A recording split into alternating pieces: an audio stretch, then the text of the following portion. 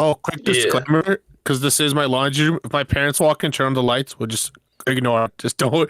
I might like talk to my dad, but we just pay no attention to it. I'll just like leave it in. You can cut it out if you want, Dean, but if we just leave it in, I think that's fine. Oh no, that We all reminds me. we'll go dead silent and then just like look for his parents. Okay, before we start, I wish someone like clipped it, but like there's this recent CS event, like this qualifying for the major, and like this one guy's like big chungus of a dad comes in shirtless, and all you see in the camera, like behind his head, is his like fat gut. And all the commentators could do was joke about it for like the next hour and a half. That's fucking hilarious. I want to like that to Wow, happen. he's literally me. Yeah.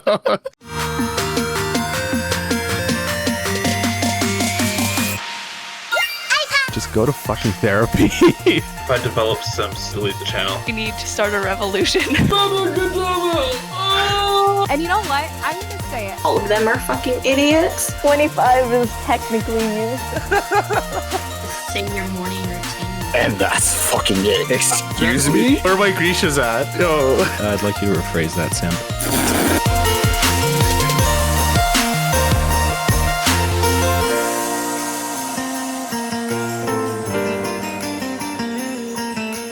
Hello, everybody. My name is Dean, and welcome back to the InkGuild podcast. Tonight, I'm joined by Gabe, Hey, Charbel.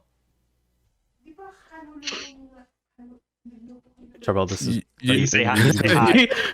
Just looking at Spongy's fucking dad. I was gonna wait till later. Let me look at this now. I'm sorry. Fucking Morgan! I'm sorry. I derailed the podcast, but it's for a good cause. Oh I my swear. god. That's a Alright, big so boy. I guess while we're still doing introductions, this is Morgan. Hey, I'm Morgan. From Fucking the Soy bastard. And Michael. Dude, you better edit it in. You better edit it in. Am I gonna get Spongy's copyrighted dad's for it? Nah, you're not. Okay, I'll mute it. While we're doing this chaotic introduction, I'll mute it and just play it over. Oh Speaking yeah. of Japanese media, I'm coming in just watching this video of a Godzilla man interrupting a league game. He's Oh a my big God. boy. He's a big boy. All right. He's a big boy. Yeah, and we've also got Michael while we're still doing fucking introductions.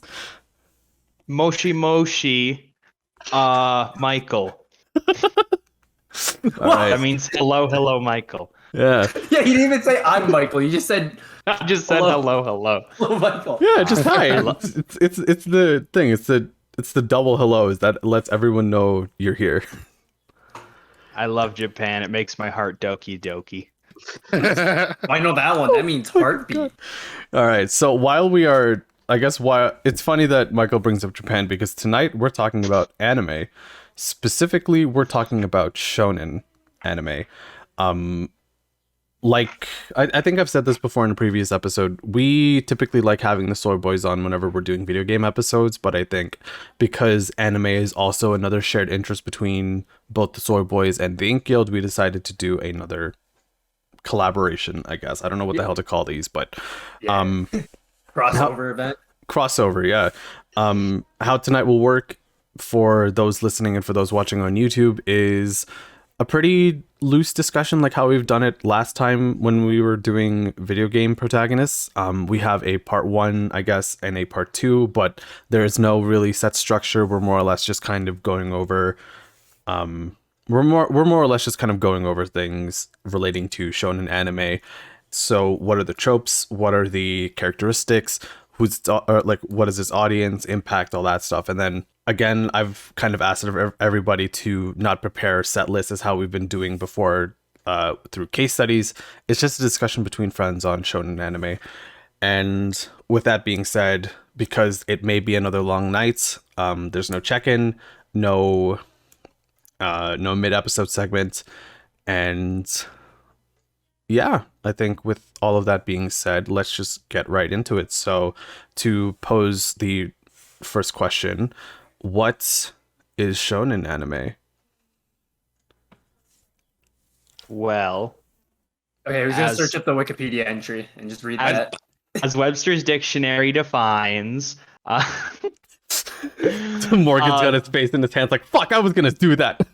it's actually easy to define shonen anime when you know know the Japanese colloquial terms. So like there's a few major genres. The two big ones are shonen, which means like little boy demographic, shoujo, little girl demographic, and similar to the way cartoons used to be set up, there's like one that's more boy oriented and more girl oriented. Shonen is based on like action and boy stuff and doing cool things and being a hero. If you get more extreme from that, it becomes seinen. So like the older, like 14 to 17-year-old, like gritty stuff. I think there's a younger version. Morgan might be able to correct me, but it's like really tiny boy stuff. So like toddler anime. They're Whatever the you call term. it. It's escaping my mind as we speak. Yeah, but like main shonen is just like action boy stuff. It's what everyone used to know anime for. It's your Naruto's, your Pokemon's, your One Your Pieces, Dragon Balls. Dragon Yeah. Ball. Yeah, like that's what, like those ones that Michael was listing, those were like childhood ones, I think. Shonen has definitely still come a pretty long way since then. Like it wasn't just a thing that we were experiencing. Like shonen is still a pretty prevalent title, or is still a pretty prevalent genre through anime such as Demon Slayer, My Hero, Jujutsu Kaisen. yeah, for Jujutsu more- Kaisen, yeah. And between them, I guess, like between childhood and now, there's still like some of the core tropes and values that are behind certain shonen titles that like maybe like a few kind of exempt, but largely a lot of familiar tropes go into a lot of shonen anime, and it's very obvious once you identify these tropes that it's a shonen. So let's just go over like as many of them as we can. Typically because shonen is for teenage boys, I guess, like preteen to teenage boys, you typically have a teen boy protagonist, like a central teen boy protagonist, give or take like 14, 15, and they in their own right are the chosen character. Like they have the more, like they're not like they have the more special abilities compared to everyone else, and they also have like the most flashbacks, the most They sudden, get the most Tragic the most backstory. story, very tragic backstories. They have the most monologues. They get the Hidden great power or catchphrase. some shit like that. or yeah, if you're Naruto, you were actually just the reincarnation of God. Yeah. Yeah. Oh yeah, I can't. Yeah, let's not. That was Yeah, something. you can say that for later, but like, Yeah. just want to bring that up because it's Well, kind of funny. that whole definition of like, because I always thought shonen meant fighting because the amount of like character fights. Until someone told me it's for like young boys, I was like, what?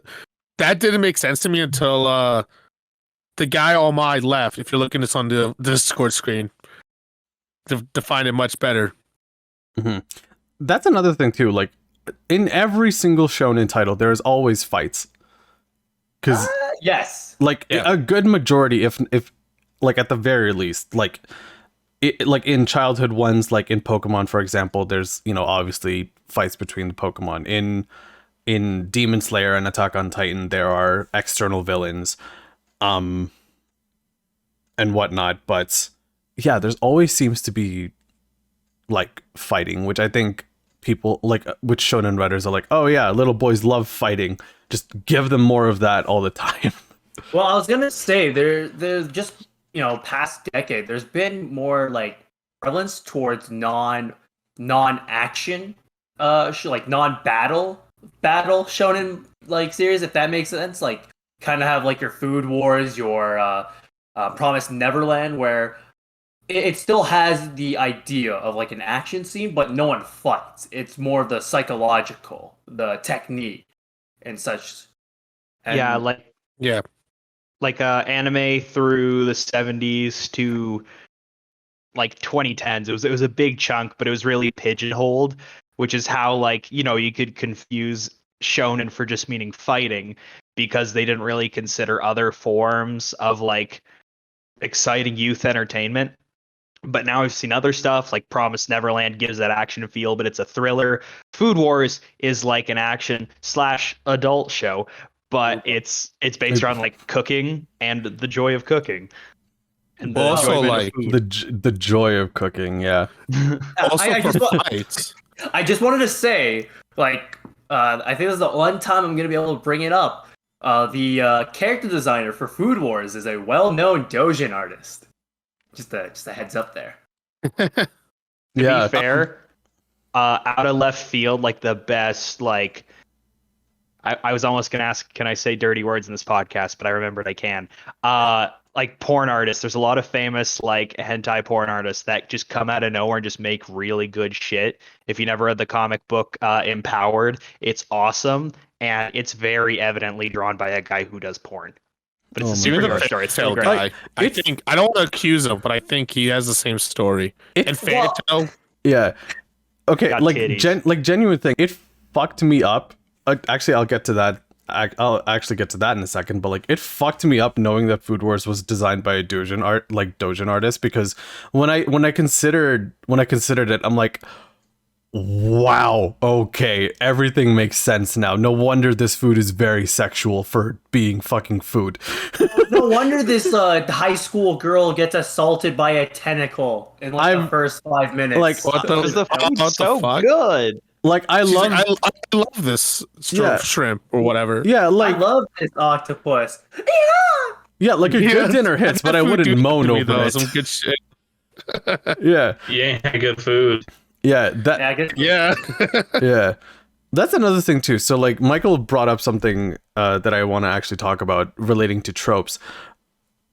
Very sexual female characters, like very sexualized, not very sexual, very sexualized female characters. Like they typically are almost always gorgeous, like especially the characters that the main character, like the women that the male characters interact with.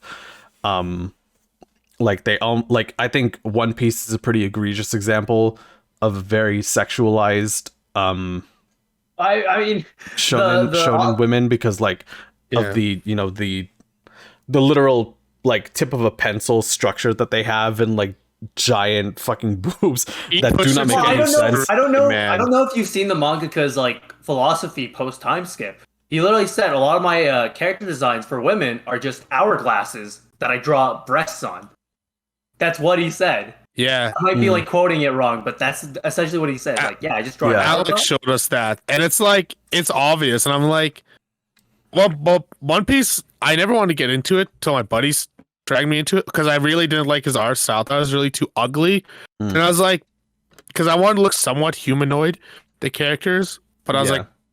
like, I got forced into it. But that's a whole nother dilemma. What about like the sexualized ladies?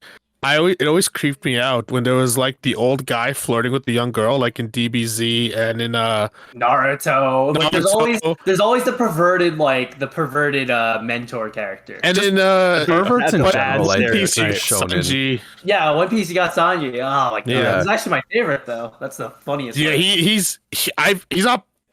Fuck, he is a pervert, but he's like the old school, like flirt with girls, you know, dump and whatever. He's not like Jiraiya or fucking think- those other guys. Mhm. I think with anime, with with fan service, I think it falls more under the source material and the mangaka, like Mhm. because like Mhm.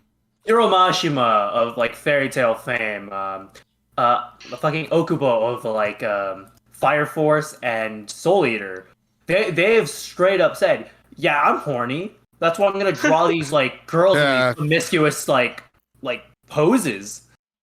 And yeah, that's fine. Like, Yeah. I was like, I get it, it's to sell shit, but like, Yeah, fuck, it's it gets annoying a certain amount. of course, Hurry up. yeah, and to kind of backtrack a little bit when we were talking about One Piece, yeah. So Charbel mentioned how Alex, our friend, had brought that up to us, and how it's like how she fucking hates One Piece because of it, and it makes complete sense, because you can kind of understand why they would want to draw, or like why they would want to have these characters drawn like that, because you're appealing to what, like 14-15 year old boys, like that's kind of the most beautiful woman that they can think of, right? But at the same time, when you kind of take the lens away from that and you're kind of looking at it from a critical perspective, like I guess how I am, everyone in One Piece looks like hella different. Like I don't remember most of the characters, but there are skinny characters, there are like buff characters, there are pretty big characters, small characters that like on the men's side look pretty diverse, but then most, if not all, of the women just have like the hourglass figure, and it's like, Yeah. It's not even just the hourglass figure; they have the same face as well. Like if you took away the hair, I would not be able to tell what Robin what's the red hair girl's name? I Isn't it Robin? Nami. Nami. Yeah, I would not be able to tell Robin and Nami apart if I didn't have their hair. Like Boa Hancock and Robin, I thought they were the same person for the longest time. And then you realize one's like 30 feet tall. Yeah, and I was like, oh, wait, they're different. They look people? exactly the same. Yeah. For me, like, I get it. I think it's a business thing that they try to appeal to 14-year-old boys. And, like, maybe as a kid, when I was 14 watching that shit, I liked it better if the girls were actually strong and, like, fighting. Because I always fucking hated Sakura. But I like Nami more because she actually gets shit done. I was like, this, or same with Tsunade. Like she's obviously like a pretty girl, but she got shit done. Charbel, I'm glad we agree that Sakura is awful. Yeah, shout out to Sakura's like biggest defining character moment. I'm gonna cut my hair and not look like a girl. Or whatever. Amazing. I'm trying to think of something else she did. Well, she got shades, which is sick. I was like, that's kind of cool. I mean, she punched Obito with Naruto and Sasuke at one point. Oh, at the end. Yeah. There's one other thing. There was one other trope that I wanted to like kind of go over for a bit, and those were perverts, which is. If we're talking about like things you should like is kind of uncomfortable to watch in an anime, perverts. Like you can kind of just like have this giant umbrella thing of Japanese media needs to understand it's perpetuating a rape culture because it's very evident. It's been evident for at least 20 years, and it's getting a little annoying coming from like, it's also a little annoying. Yeah. What's also fucked? Like watching watching Jujutsu and My Hero and Demon Slayer, they didn't have any of that creepy shit. But now there's like a whole genre of anime called harem, where it's like one male guy and 8 bitches, and I'm like, that's not how real life works. And if you're like a 12-year-old kid in Japan or America watching this shit, that's like the most harmful shit ever. Even me, I was like, what the fuck, man? This shit's fucking weird. It is. To be fair, they never get time to bang. You gotta let them live their power. It's the worst kind of slow burn. It's so creepy. Also, all that it's shit. Literal. It's actual horrible shit. But it's weird when it gets weaved into a story, because of course there's a bunch of like random harem stories, but like the two that I instantly think of are in Clanad, where Clanad has this like interlude between season 1 and 2, and it's just like, what if this was a harem? Shit, what if this was just like he dated everyone in a different summer in different dimensions? Let's just see him date everybody. And then the second one's in Sword Art, where like everything around Sword Art needs to be this black-haired Naruto's like thing. There's not allowed to be anything else except for black-haired Naruto. And so then in like the second season, all the women in the real world come together and they're like, let's actually just make a club because nothing else in this world matters. Let's at least admit it, and we can come together and we can bake and have a nice like compound for our god king, black-haired Naruto. And one of them are like his cousins. Oh, it's his sister. Wait, what? Sister. I was like, what is this? I was like, what is stepsister? So it's all good, fellas. It's all good. Oh yeah, kind of like how Pornhub puts the title of stepsister because they don't want to get fined. I do like the idea of like reincarnation to a video game, and like I heard the books, like I heard the guy who writes it is like rewriting it to actually be productive. Oh yes, that would be sweet. Which would be sick. The idea to go from 1 to level 99 would be fucking sick. I'm just gonna say, like, if you're interested in Sword Art's premise, just watch or play .hack. Like they are they're good Mhm. stuff. they're slow burns. Yeah. They're kind of slow. Might be boring to some people, but they're way better. What's They're just yeah, all of those I heard good shit. Or even Honestly, Log There's Horizon. so much. At, Well, I agree with Gabe. I agree with Gabe. Yeah, I agree with Gabe. There's a lot now. Insane. It's a genre you can find much better. Yeah, Yeah, the on that reincarnation shit. Yeah, Yeah, There's, find there's so much isekai fucking this isekai month. out there. You yeah, find that's stuff the this name. month that's good isekai. Yeah. It's still Yeah. coming. I'm gonna say though, Konosuba, best isekai next to Konosuba's fine. ReZero. Absolutely. Everything else kind of sucks. I'd like to point out how lost we were or how lost we got, because I wanted to touch on like on thing, like I wanted to touch on like, oh, perverts and like sexualizing female characters in shonen, but then suddenly we were going Isekai off. is related to perverts. Yeah, Right. yeah. Favorite pervert trope in anime is when the character does this with their hands. Ugh. Sorry, audio listeners, you're kind of fucked. Yeah. The nosebleed, that always made me laugh when I searched up the meaning. I was like, oh, that's hilarious. Can we talk about like the simp character for a bit? Because like that's Sanji. Of course, that's what you want to absolutely about. Oh yeah, that's absolutely become like, if not already like a formal trope in itself. Like it's everywhere in like a lot of like modern shonen. Like Demon Slayer, I think, is one of the more notable examples through Zenitsu. No, don't shit on my boy. now. Zenitsu. You actually get the No, don't character shit. arc, okay? Dude. I You talk shit wasn't. about Zenitsu, liked you him. fucking die. I'm not talking shit. I'm just saying he's the one that's like the most You're like about to. If we need upfront. like a I think. like a good simp to shit on, Morgan, what's the name of that show we were talking about where it's like partially this like fetish bait for people that want to be bullied, but it's also like Oh, kind of Nagatoro? Fucking hate Nagatoro? but it's also just like an fucking abusive everywhere. relationship. Okay, shout out to Senpai from Nagatoro, because he's just that's like the ultimate simp. He's simping for someone that's actively mentally damaging him. But And it's like, do you all 14-year-olds to love that shit? It's like, yeah, I but would. it's fine. But it's fine because she gets softer towards him after making him cry like 30 times. That shit was Bro, so that's weird. how it Scene works. everywhere. I think like my favorite piece of fan art from the Nagatoro, like for Nagatoro, is a little comic where it's like, Nagatoro, I'm leaving. You bullied me too many times. And it's like, you're just joking, right? No, goodbye. And it's just her crying in a bed. That's like it's my favorite piece of fan art. I hate Nagatoro so much. Yeah, dude, it's fucking everywhere. I'm like, this shit's garbage. I guess I haven't. Holy fuck. Hold on, I'm gonna look that up right now. Search Actually, it up. It's called Please Don't Bully Me Nagatoro. That is the English title. Please step on my balls. It's not oh look at that! Please don't bully me, Nagatoro. Yeah, I mean, yeah. okay. Oh, I've seen this one. I've Yeah, seen this It's fucking everywhere. It's garbage. The original webcomic, literally, like I don't think it was the conclusion, but like one of the final chapters of the webcomic was Nagatoro keeps kicking the main character Senpai to the point where he's crying and in pain, and she doesn't apologize. What the fuck? She's just like, "Talk to you later, Senpai." Is this like a fucking masochist shonen or something? It's Oh a yeah, bullying absolutely. fetish.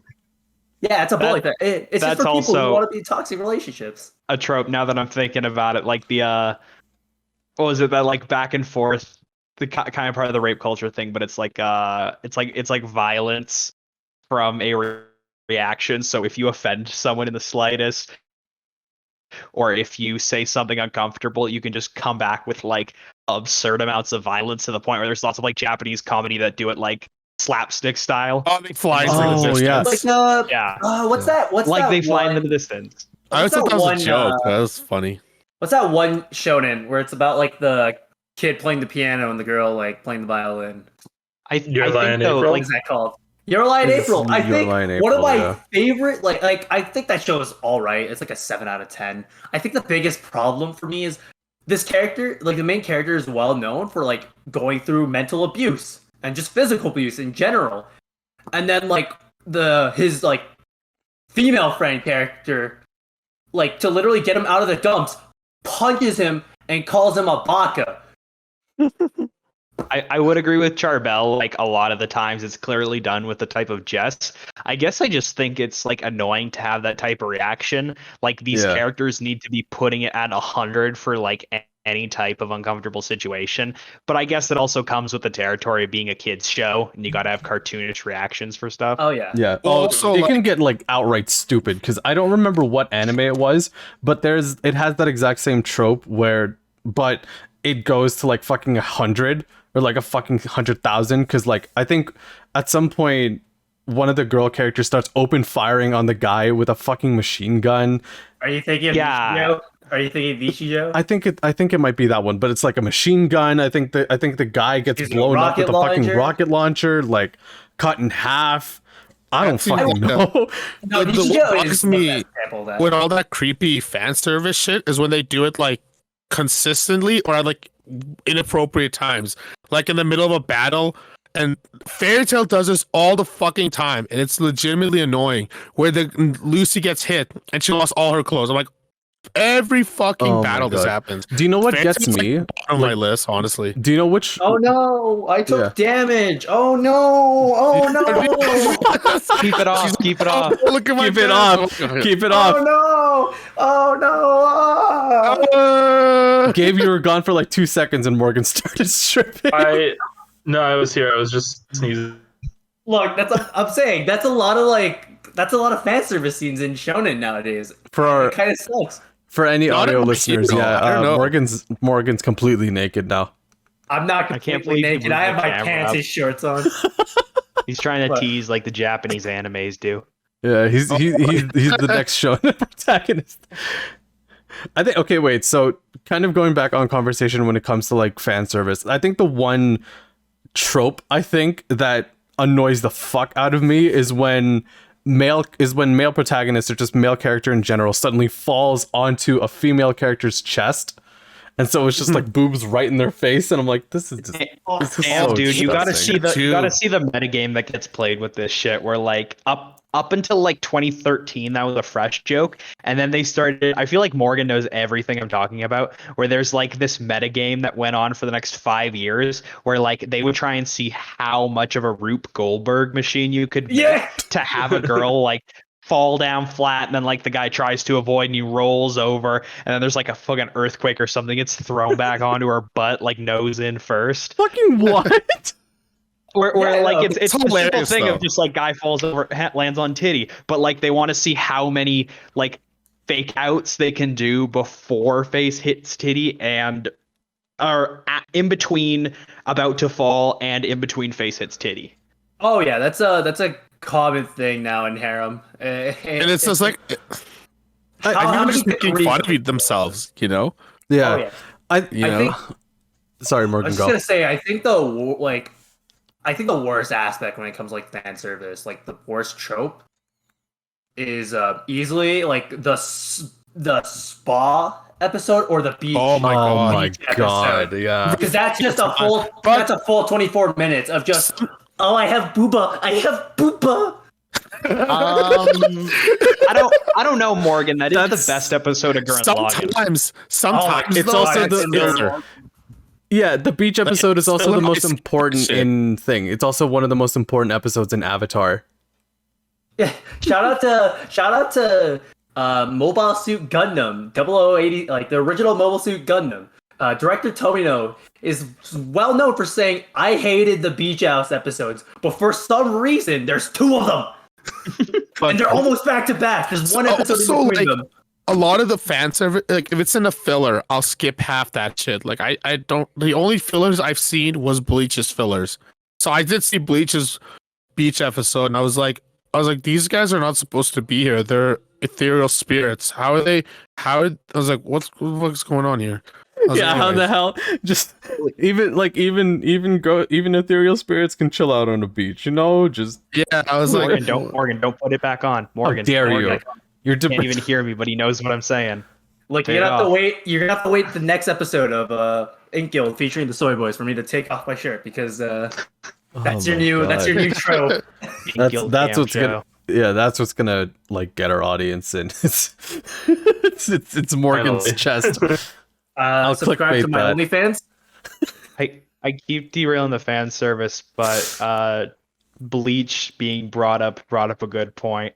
Where this is a bigger like thematic qualm I have with so much anime, because even anime that really touts itself as having mature themes constantly needs to play around with this. But it's the theme of hard work and endurance and perseverance, and then the character has everything delivered to them via circumstance, or just getting really fucking angry. Yeah.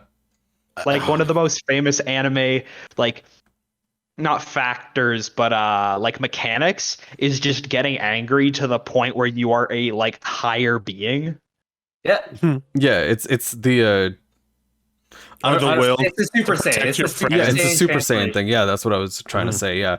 It got huge, like it's most notable because of Dragon Ball, but like I think literally every single fucking like anime protagonist has always like powered up to somehow get stronger.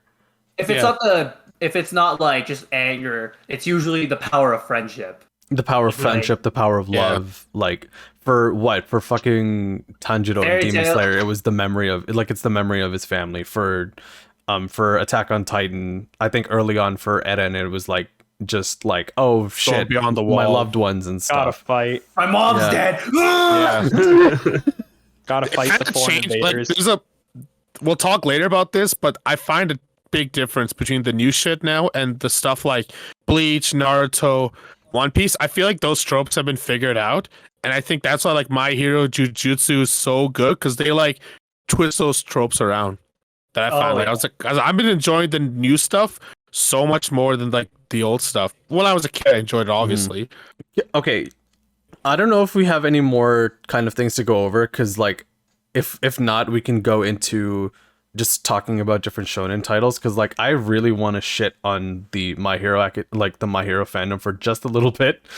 Okay. Because I have one trope. I have one trope. It doesn't really have to do with writing or per se. It's more of an editing trope, and it's the action replay, or as I like to call it, the Threepeat cut.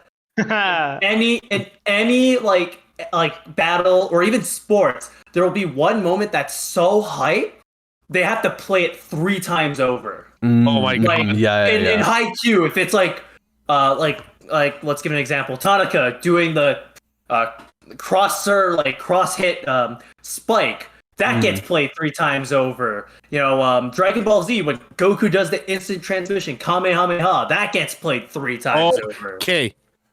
Another way about that trope you're talking about is when they replay old memories, like the scene of Naruto getting bullied. I saw that. I don't want to see that ever again as long as I'm alive. Every 5 seconds they replay. I am traumatized by Naruto on the swing. The swing set. That's what I mean. Yeah, he's on the swing set, and then like in Bleach doesn't really do it. They did in the beginning, and they kind of got out of that. But in fucking One Piece, because I'm trying to finish that series, it's good. I'm really enjoying it. But the first 5 minutes of each episode is the last 5 minutes of the old episode. So I skip legitimately like 5 minutes of every fucking episode because they the production quality. I don't know who runs it, but man. Yeah. Ooh, I guess one more trope. Actually, I'm sorry. Go ahead. Super common in Shonen is I'm gonna dub them the Justice Bitch. They are the main protagonist just because they fight for justice. Just because, I'm just gonna become the king of the wizards because why not? I'm gonna like Naruto almost avoided it because it was like I'm gonna become the Hokage, so people look up to me and I'm not bullied. But as the series went on, it's just like I just want to become the Hokage, you know. Wait, but he's but he's also the son of the fourth, and I was like, how is he? But I'm like, because he had the what is it called? The Nine Tails. So everyone fucking hated him because he destroyed the village. Yeah. I think like Demon Slayer kind of avoided it initially, if not is still avoiding it, because Tanjiro's goal is still more or less like, I'm gonna try to find a thing. I'm gonna try to find like a cure for my Nezuko sister, or something. That's a reasonable one. Yeah, so he's not trying to become like part of the. I think they're like I'll maybe bring up this series on the second half, like the second part, but like I still love like Justice bitch characters because sometimes like they kind of are like your Naruto's where they kind of do have their original goal of why they want to do good for the sake of good. But like if, that. yeah. If you also like get down to like the basics of it, you have the main character with some goal to accomplish, the edgy sidekick, enemy, best friend. the rival, Sasuke, fucking in Bleach, it was Uryu, and then in Bakugo and My Hero. I don't want to call her the girl. I feel bad for that, but you know what I mean. And then you have like a million pointless other characters that don't fucking matter, except in My Hero. They changed it up a bit, which I liked. You have 5 bajillion glasses cone characters. Oh yeah, and so it's like here's all the classmates. They don't fucking matter later in the story, honestly. I don't like power creep. Power creep's in the power creep is the worst. You bring up a good point. Was it Morgan with the Demon Slayer one?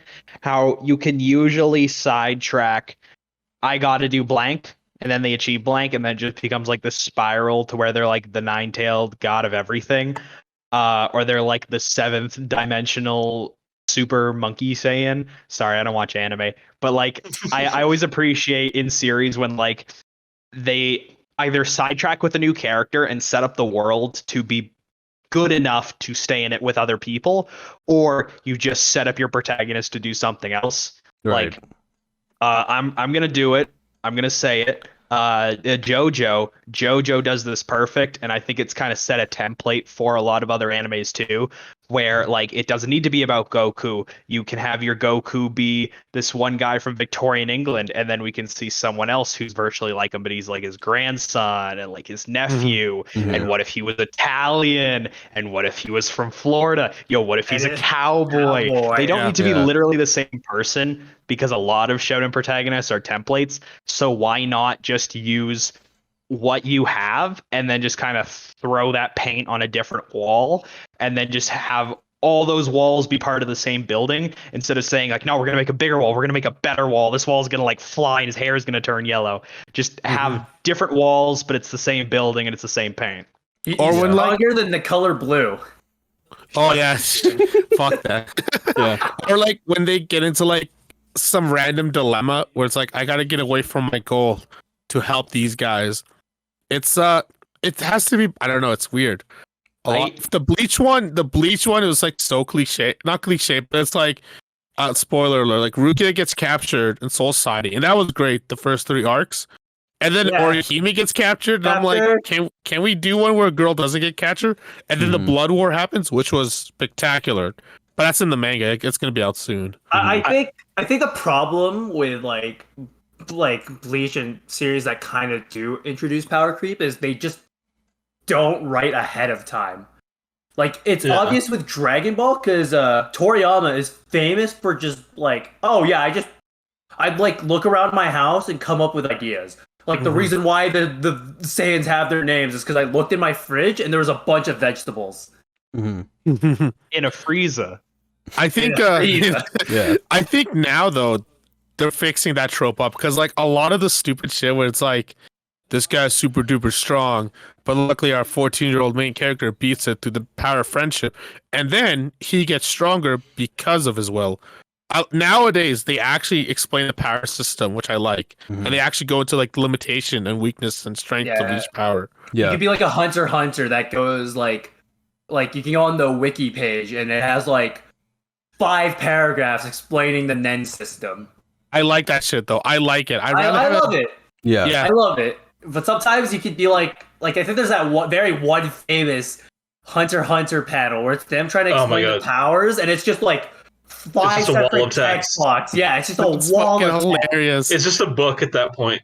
That's hilarious. I gotta watch Hunter x Hunter. That's next on my list. Yeah, I need to watch Hunter x Hunter too, actually. I'm gonna say this: watch the original '90s series to get an appreciation for the 2011 series. On? Okay. Once you get to the Chimera Ant section, it's almost like 90% narration. Well, because that's what we need. Well, that's because like the author, the mangaka, you could tell he was declining in health around then. Yeah. Did he pass away? No, he's just well known for one, being married to the Sailor Moon author. And really? Yeah, and really? 2, I didn't know being a massive hoarder. Like there's literally like a picture, like one picture of him. It's just him surrounded by trash while he's working. What the fuck? Oh my god! How about you finish Hunter x Hunter? Nah, he's Instead of too busy hoarding. dying. Yeah. He's too busy dying. I can't wait till we're able to go back outside, and I just see Morgan like at the bars using that fun fact about the Hunter x Hunter author and the Sailor Moon. Oh my I god, heard that, I like, just found the I've picture. heard that like Oh, 4 yeah. or 5 times from Morgan. He always gets so excited to I say never it. knew It's about so that. fun! That's a nice. You could pick someone up with that too. That's your Yeah. introductory fun fact. Sailor Moon is a sex show, to be honest. I Yeah, watched all Sailor this. Moon I is was like, great. this shit is fucking badass. Yeah, there it is. There it is. Oh no, he's just playing video games. But yeah, no, there it is. The famous image. All right. Jesus Christ. I think while we're still on tropes, because there's so many to talk about. There's too many. I'm gonna bring up something that Gabe actually talked about in the previous episode of the podcast, and that's tournament arcs. Are we gonna talk about it? Yeah. Yes, we are. Tournament orc. Tournament arcs. So yeah, I'll let Gabe take it from there. Yeah, go ahead. I'm a little okay. So I'm sure for those who follow this channel, you've probably seen me scream about tournament arcs in the previous episode. I'm a bit lower energy than when we recorded that episode. But yeah, tournament arcs are like my favorite fucking thing in anime. They're so stupid, and I love them. I love them every time that they happen. Well, I think the thing with tournament arcs is that's like for Shonen specifically, that is the best way of like getting a character's backstory. Like that is the best way to like define a character. Oh, introducing everybody and their Like, powers. Is yeah. so Yeah, good. like I think My Hero Academia with its tournament arcs did such a great job. I like, love- yeah. like exploring their characters through that. Because let's be honest, you wouldn't care about. Oh, I didn't give a fuck about Boy. Zuko before that fucking tournament arc. And after Yeah. that tournament arc, Zuko was my favorite fucking character. On a side note, I love the most convoluted rules for these like like Naruto had the weirdest one, Jujutsu. It's Oh, like yeah. a high 6 system and shit. It's like you can only capture this Right. much. I love how convoluted it is. Okay, out of context spoiler for the for Jujutsu Kaisen's upcoming arc. It's literally a battle royale. Mm. It's literally Bullshit. gonna become Really? a battle royale. Yeah. Let's do it. Like it's called the culling game, which fun fact, the culling is basically the original BR game to make it popular. Yeah. So yeah, Oh my it's God. actually a battle royale, and like so that's basically gonna be a tournament arc on crack. Yeah, Fuck yeah. Jesus Christ, when are we just gonna let battle royales go? never. We're stuck with them. We're Look. fucking stuck with them. They're gonna go away once I get 10 kills on the board right now. I hate you. Now it's stuck in my head. Is it a shitty tournament? Because now that I'm thinking about it, like One Piece didn't really have a tournament arc, but okay, Bleach didn't also, but Naruto did, My Hero did, Jujutsu did. What else? I'm trying to Haikyuu is think of. Where it's literally like just tournament after tournament. Dude, after those tournament. kids Well, are I was never, gonna say, Never sports never anime gonna in graduate. general. Yeah. Sports Oh, yeah. anime What's in in general are classes? just I can't tournaments. keep up. Yeah, IQ is probably the best example of like actual tournament arcs being good because like Yeah. I don't know, Yeah, I'm it trying to makes think of sense. other Yeah, sports it's anime just, like it's just a sports anime. Yeah. well, some sports animes like just do it poorly in my opinion. Like I think Kuroko no Basket is like the most overrated shonen sports anime of all time, and I think it Think does Dragon Ball? storytelling poorly. Dragon Ball kind of does, but like I think Dragon Ball's like recent tournament arcs have just been garbage because it's just all it does now. Yeah. The original Dragon Ball was pretty good. The Oh, Cell yeah, Games like, was sick, and the one before like that. old school Dragon Ball tournament arcs are sick as hell, but like Shout out to more Dragon recently, Ball. all of Dragon Ball just seems to be it's just tournament arc after tournament arc, and it's just fucking stale at this point. That's the That's only the- bad example because it's like oversaturation. Well, yeah. What's the meme that the tournament of power is supposed to be like an hour long or like an Yeah. hour and a half long, and the arc's runtime is like quadruple that. Isn't it like multiple dimensions and shit? Because I read a little bit of Yes. Super, and it was like, I was like, this is like, what's going on? So yeah, for some reason, When you said it's getting better, and I thought you were talking about power creep in Dragon Ball, and I was like, "What the?" No, fuck no, are you no. I'm No, not Power kidding Creep about is that. Dragon Ball. like they literally just Power Creep- they just Power Creep tacked to Dragon Ball is a on joke.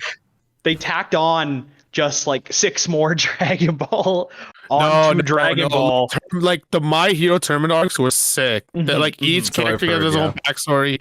The power was well explained within its limitations and shit. Like The Naruto one was sick because the Rock Lee versus Gaara fight. There's a UFC fighter. I can't remember his name. He fucking memes Rock Lee. That was amazing. Rock Lee won that fight.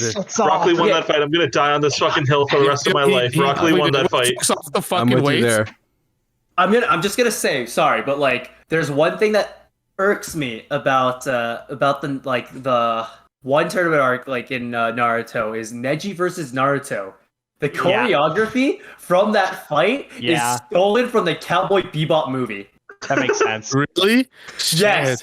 Oh my god. Stolen. Oh my god. There's a lot of random stolen Naruto fights you can find because like it makes sense if you do. It's like The Simpsons. If you do everything at some point, you're just gonna start ripping off people unintentionally. Really? Yeah. Dude, Morgan, I never fucking thought of it like that. Holy shit, I'm having a crisis. No, like literally play the scenes back to back. It's Spike versus the one girl. The one with the broom.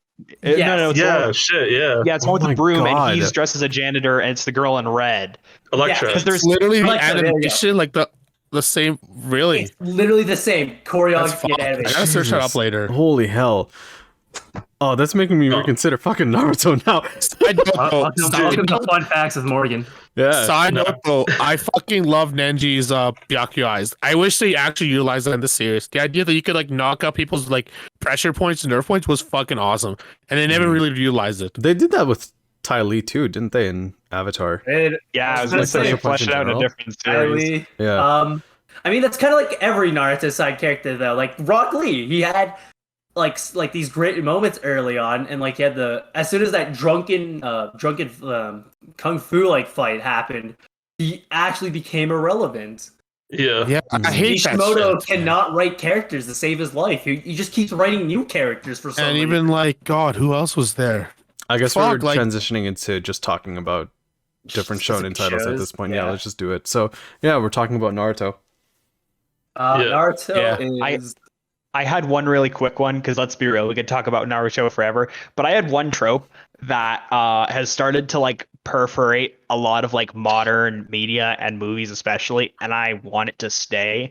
And it's this thing that 90s and 2000s anime did so well. And it's where they take an entire project and, regardless of the quality, blend in a single like album to it. So like Cowboy Bebop had the Seatbelts jazz sessions, Fooly Cooly had the Best of the Pillows, and like I'm specifically thinking of Guardians of the Galaxy, where they write in a character who's like just obsessed with music, and he's got like 80s music, and he's got his tape cassette player, so at any point you can just have like the Bee Gees or KC and the Sunshine Band going, and I want that. Because the Wachowskis love anime, I feel like they did something with that for Tron, because Tron is just a Daft Punk album with a really dumb music video. It's a great album though. It's great. You know what? Yeah, now that you bring that up, I think that should definitely stay, because as someone who loves like music and writing and creating and that in general, just it's so nice. Now that you like bring it up, yeah, they really do decide to like. I think in like 90s, 2000s anime, it was a little bit more stylish. A lot of modern anime nowadays have like big epic soundtracks and stuff, which is cool. Like it's definitely like you can definitely distinguish like different anime openings, but that's really just the openings. Like you don't have like these gorgeous scores and soundtracks and stuff during like big fight scenes and stuff. Like obviously you do, but like not one that's like unique to the series, if that makes any sense. Yeah. The only one in terms of like soundtrack is like not Chupin, but the original Naruto. I really like the electric guitar with the Japanese instrument. That shit was. I wish I could get on Spotify. Yeah. I loved all that shit. Yeah, I would listen to that on the fucking limit whenever I exercise, which is not that often. But I love that shit. Yeah. What's that one song in the Naruto soundtrack where they ripped off? I think it's the song "Shout." And it goes ooh woo woo woo. I love it though. It's that mix. Have you seen Samurai Champloo? I haven't finished it, but that's an amazing soundtrack. The opening and ending are fucking great. Because that's another one, and I think New Jave's hit this random mix of, well, it was also the same studio as Bebop, so they just kept doing that time after time, but like this perfect mix of like that old feudal Japanese idea that like Naruto kind of hit on with the ninja, and then just bring it in with this like really like crisp new sound. And I like Naruto doing it with like this kind of like 80s pop rock, and then I think New Jave streamlined it with Samurai Champloo, and it's just become like a genre in its own. Like there was a Netflix series that came out like 2 months ago, and it's still doing the samurai with hip hop thing. Sick. Don't quote me on this, but I think a member of the Wu-Tang disconnected did the opening, or maybe no. I might be thinking of Afro Samurai. Afro Samurai also has a sick Afro fucking Samurai, soundtrack. Afro Samurai is so clean. It's fucking great. Oh, my Okay, back to bashing on Naruto because I want to bash on Naruto. Let's now start like really getting into just talking about like specific series. And again, these can be however long. But yeah, Naruto ruined my life. That's all I have to say. You guys want to hold a coup d'etat on this podcast and make it just Naruto? No. I want to talk shit about My Hero though. I want to talk about shit about My Hero too. I want to talk about just the fandom. Like apparently, like, you know what? I'll get to that when we get to that. But yeah, Naruto.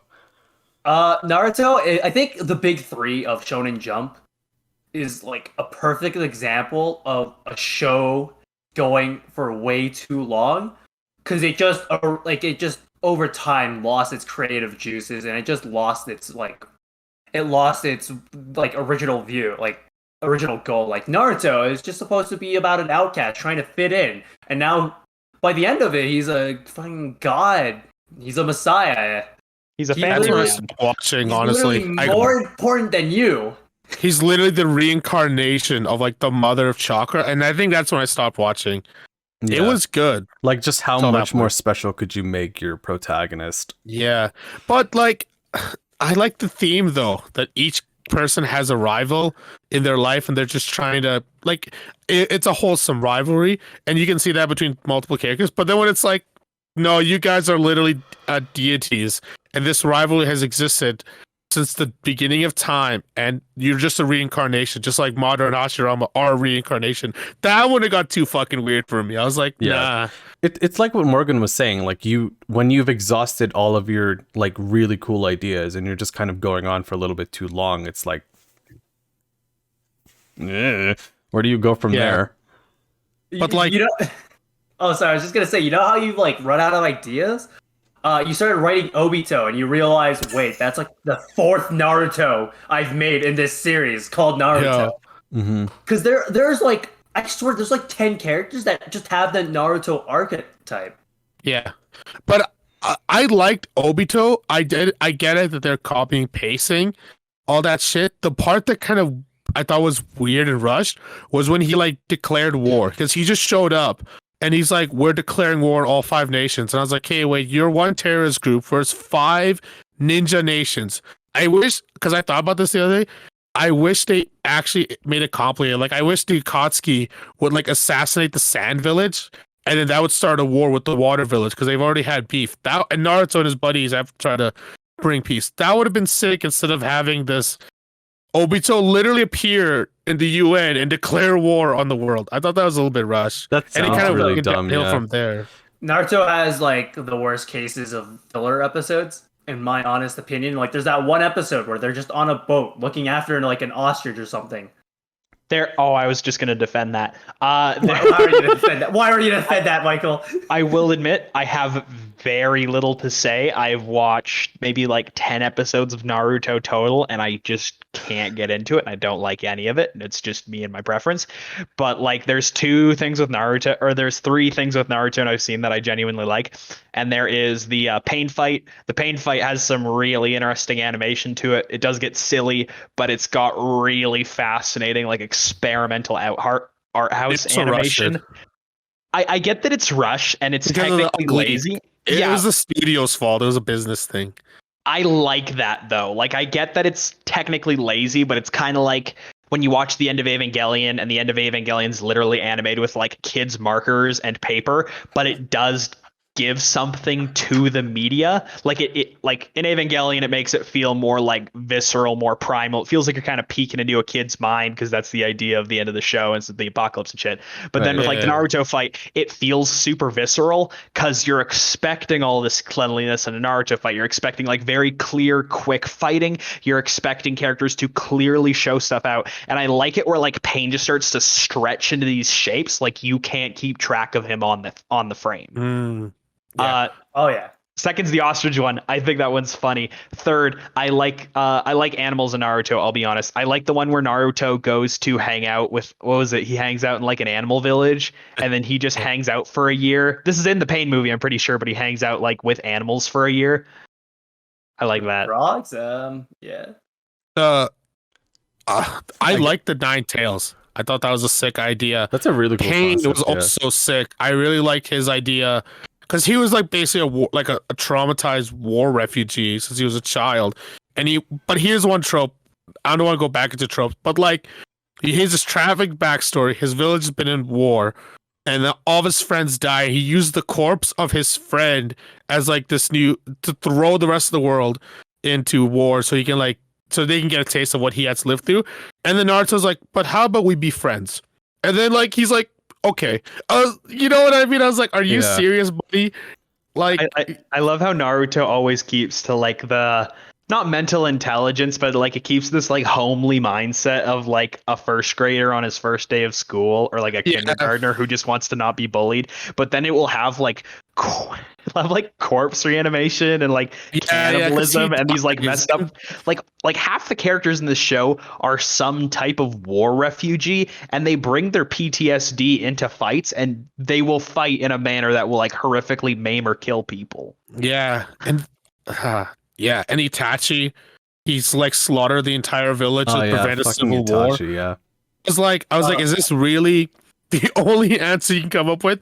And then the narrator was like, well, either way, there was going to be a civil war unless Itachi killed everybody. And I was like, all right. It was still a great storyline. How do you prevent murder? Murder. That sounds like something less or whatever. That is my like something they would say in like a U.S. history class. Like, why did we start this war? It was gonna happen. We had stuff to do in that. Yeah, we were involved somehow. That's my least favorite like fucking villain trope. Is just, I want to stop this from happening, so I'm just gonna accelerate it. Oh yeah. Or it's especially egregious in anime, I think. Like it's in other media too, but I think especially in anime.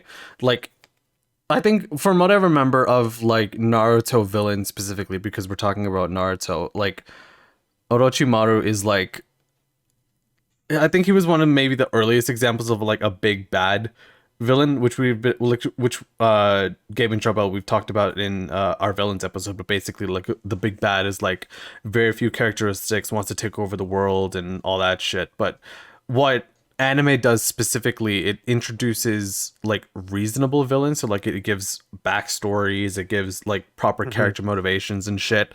And like I think with the case of Orochimaru, and maybe that's just really the only one that's kind of sticking in my head right now, it's like probably one of the earliest examples of, I think, both villain archetypes.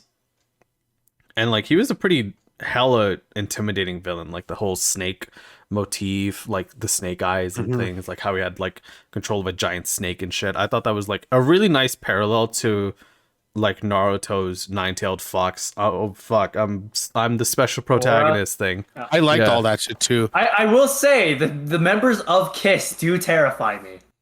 Gene Simmons is a scary man. I hear I was texting my buddy who's watching Naruto, and he's like, this Orochimaru guy's like pretty cool.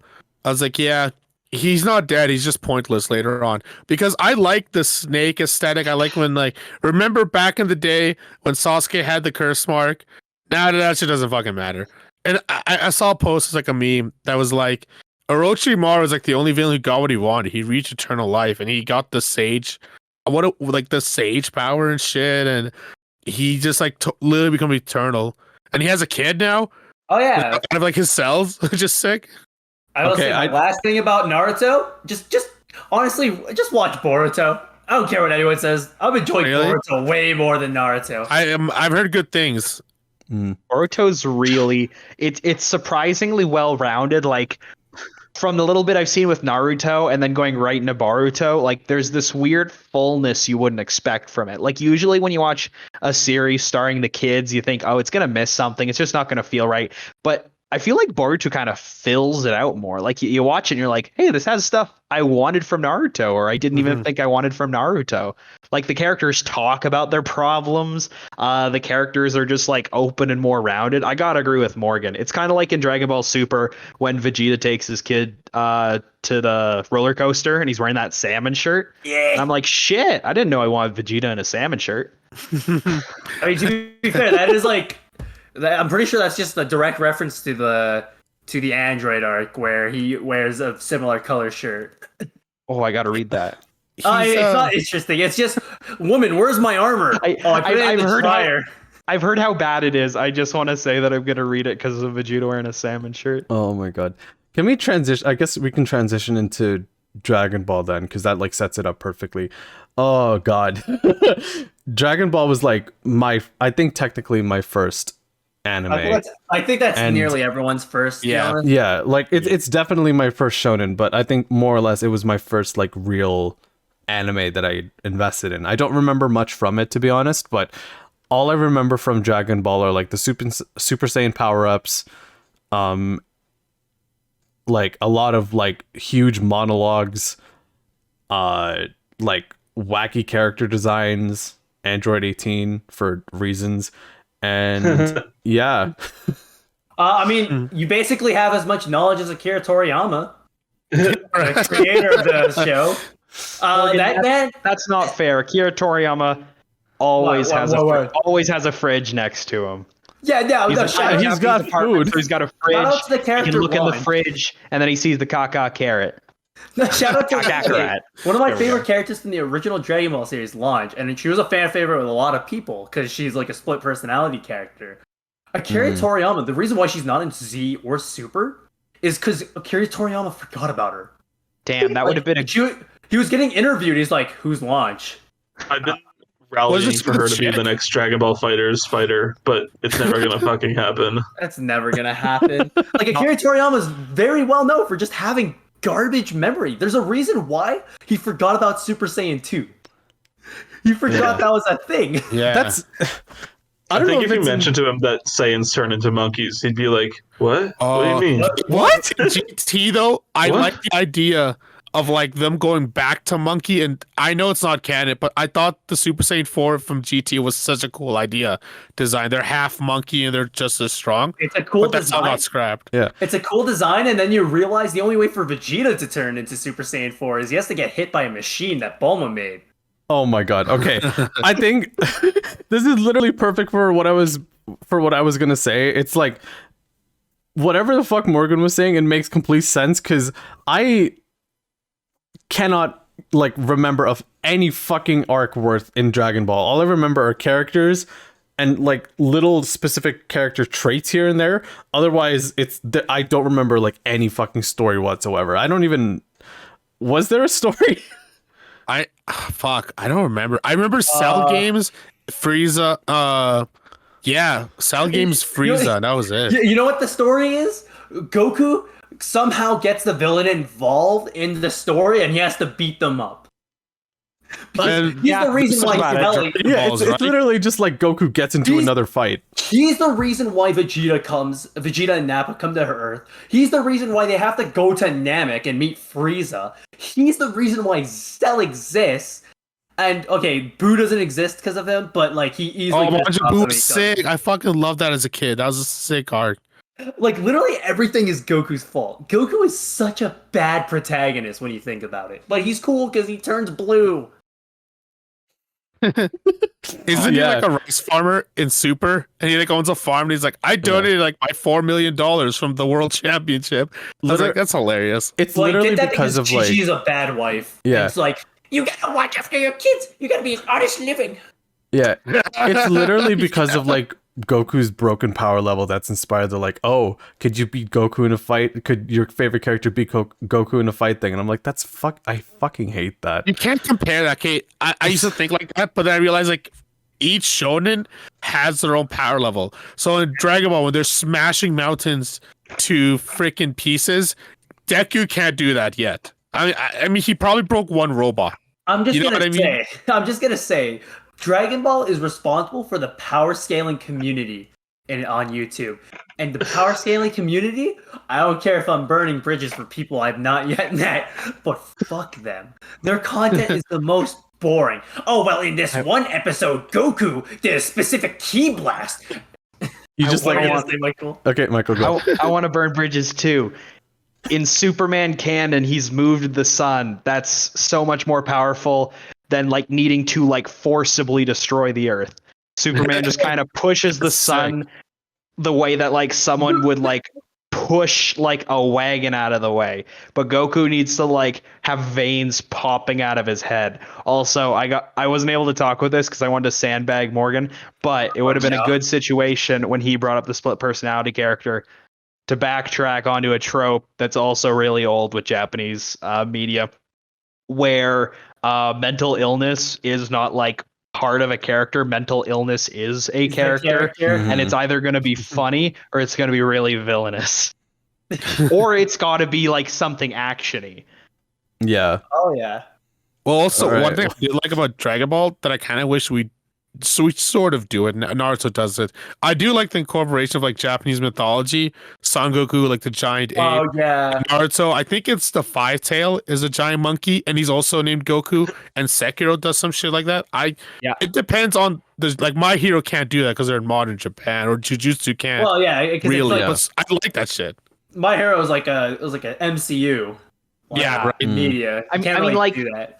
My Hero could have if it wanted to, but I think it wanted to not make it feel as close as it could to a certain like comic book line. So it could have felt a bit more Marvel if they started stealing.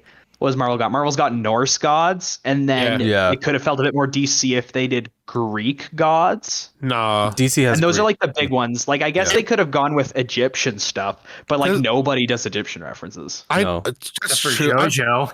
Oh yeah, except and Zone of the Enders. And Zone I've heard for sure that it's based like My Hero is based around like the superheroes, but it also stands on its own. Yeah, you know, because I was like, oh, All Might is like sort of Superman, but everyone else has their own like distinctiveness to it. Not All Might. Fuck. Did I name him right? Yeah, All Might. Yeah. Yeah, All Might has this Captain America Superman feel, but he doesn't really take 100% from either. He has the alternate persona, like Superman, but it has like nothing to do with like him just changing out of his outfit and being a normal person. Like he physically degrades because of his power.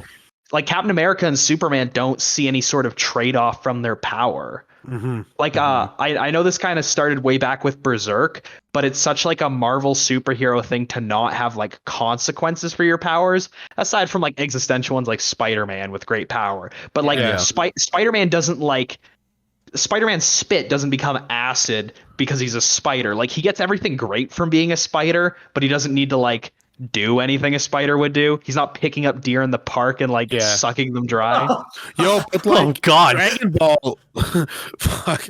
Sorry, that was a bit so visceral. Yeah, I was thinking of the bad spider part. Because Dragon Ball, they're all just strong for the sake of being strong. It's like they're Saiyan race or whatever. I like now with the new generation of Shonen that there is consequences to their power. There is limitation to it. I love all that shit because when I was a kid, even I could figure out, I'm like, how are these guys getting stronger without any like you know what I mean? Yeah, they that's good buildings and they're okay. Make everyone stronger. The lore in Dragon Ball with Saiyans is literally once you're like at the brink of death, you become powerful. You can become more powerful than you last were. Well, I've heard about that. That's the thing in real life, sort of. It's like, have you like the superhuman strength? Like it's some psychological thing. Yeah, where people could like a guy picked up a car because someone was dying underneath it.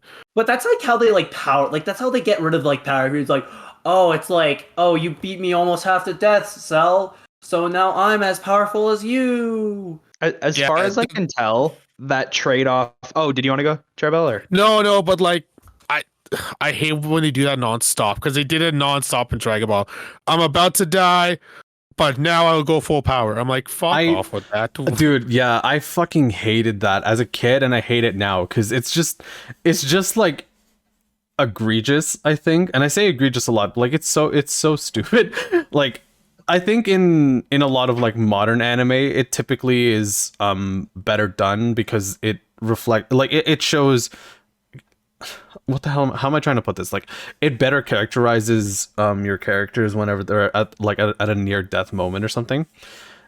Or near death or like about to be defeated kind of moment. It's like, oh, it reveals a lot about like how I am as a protagonist and like who matters to me and all that shit. But when it came to Dragon Ball, it was literally just I'm gonna yell to get stronger, and then I'm just gonna win. Like it. From a storytelling perspective, it just completely defeats any kind of conflict. It makes your protagonist way too strong to even sympathize with anymore, and it's just lazy. Well, like it's for 14-year-olds. It took effort. Like originally, it was the death of Krillin that turned into Super Saiyan 1. Yeah, Super Saiyan 2 kind of just existed because like Goku had to catch up to Gohan. Super Saiyan 3, like, gotta protect the Earth. For 14-year-olds, like once they start fighting and that DBZ animation, I don't give a shit about anything else. Yeah, I was like, fuck yeah, I'm in. You know what I mean?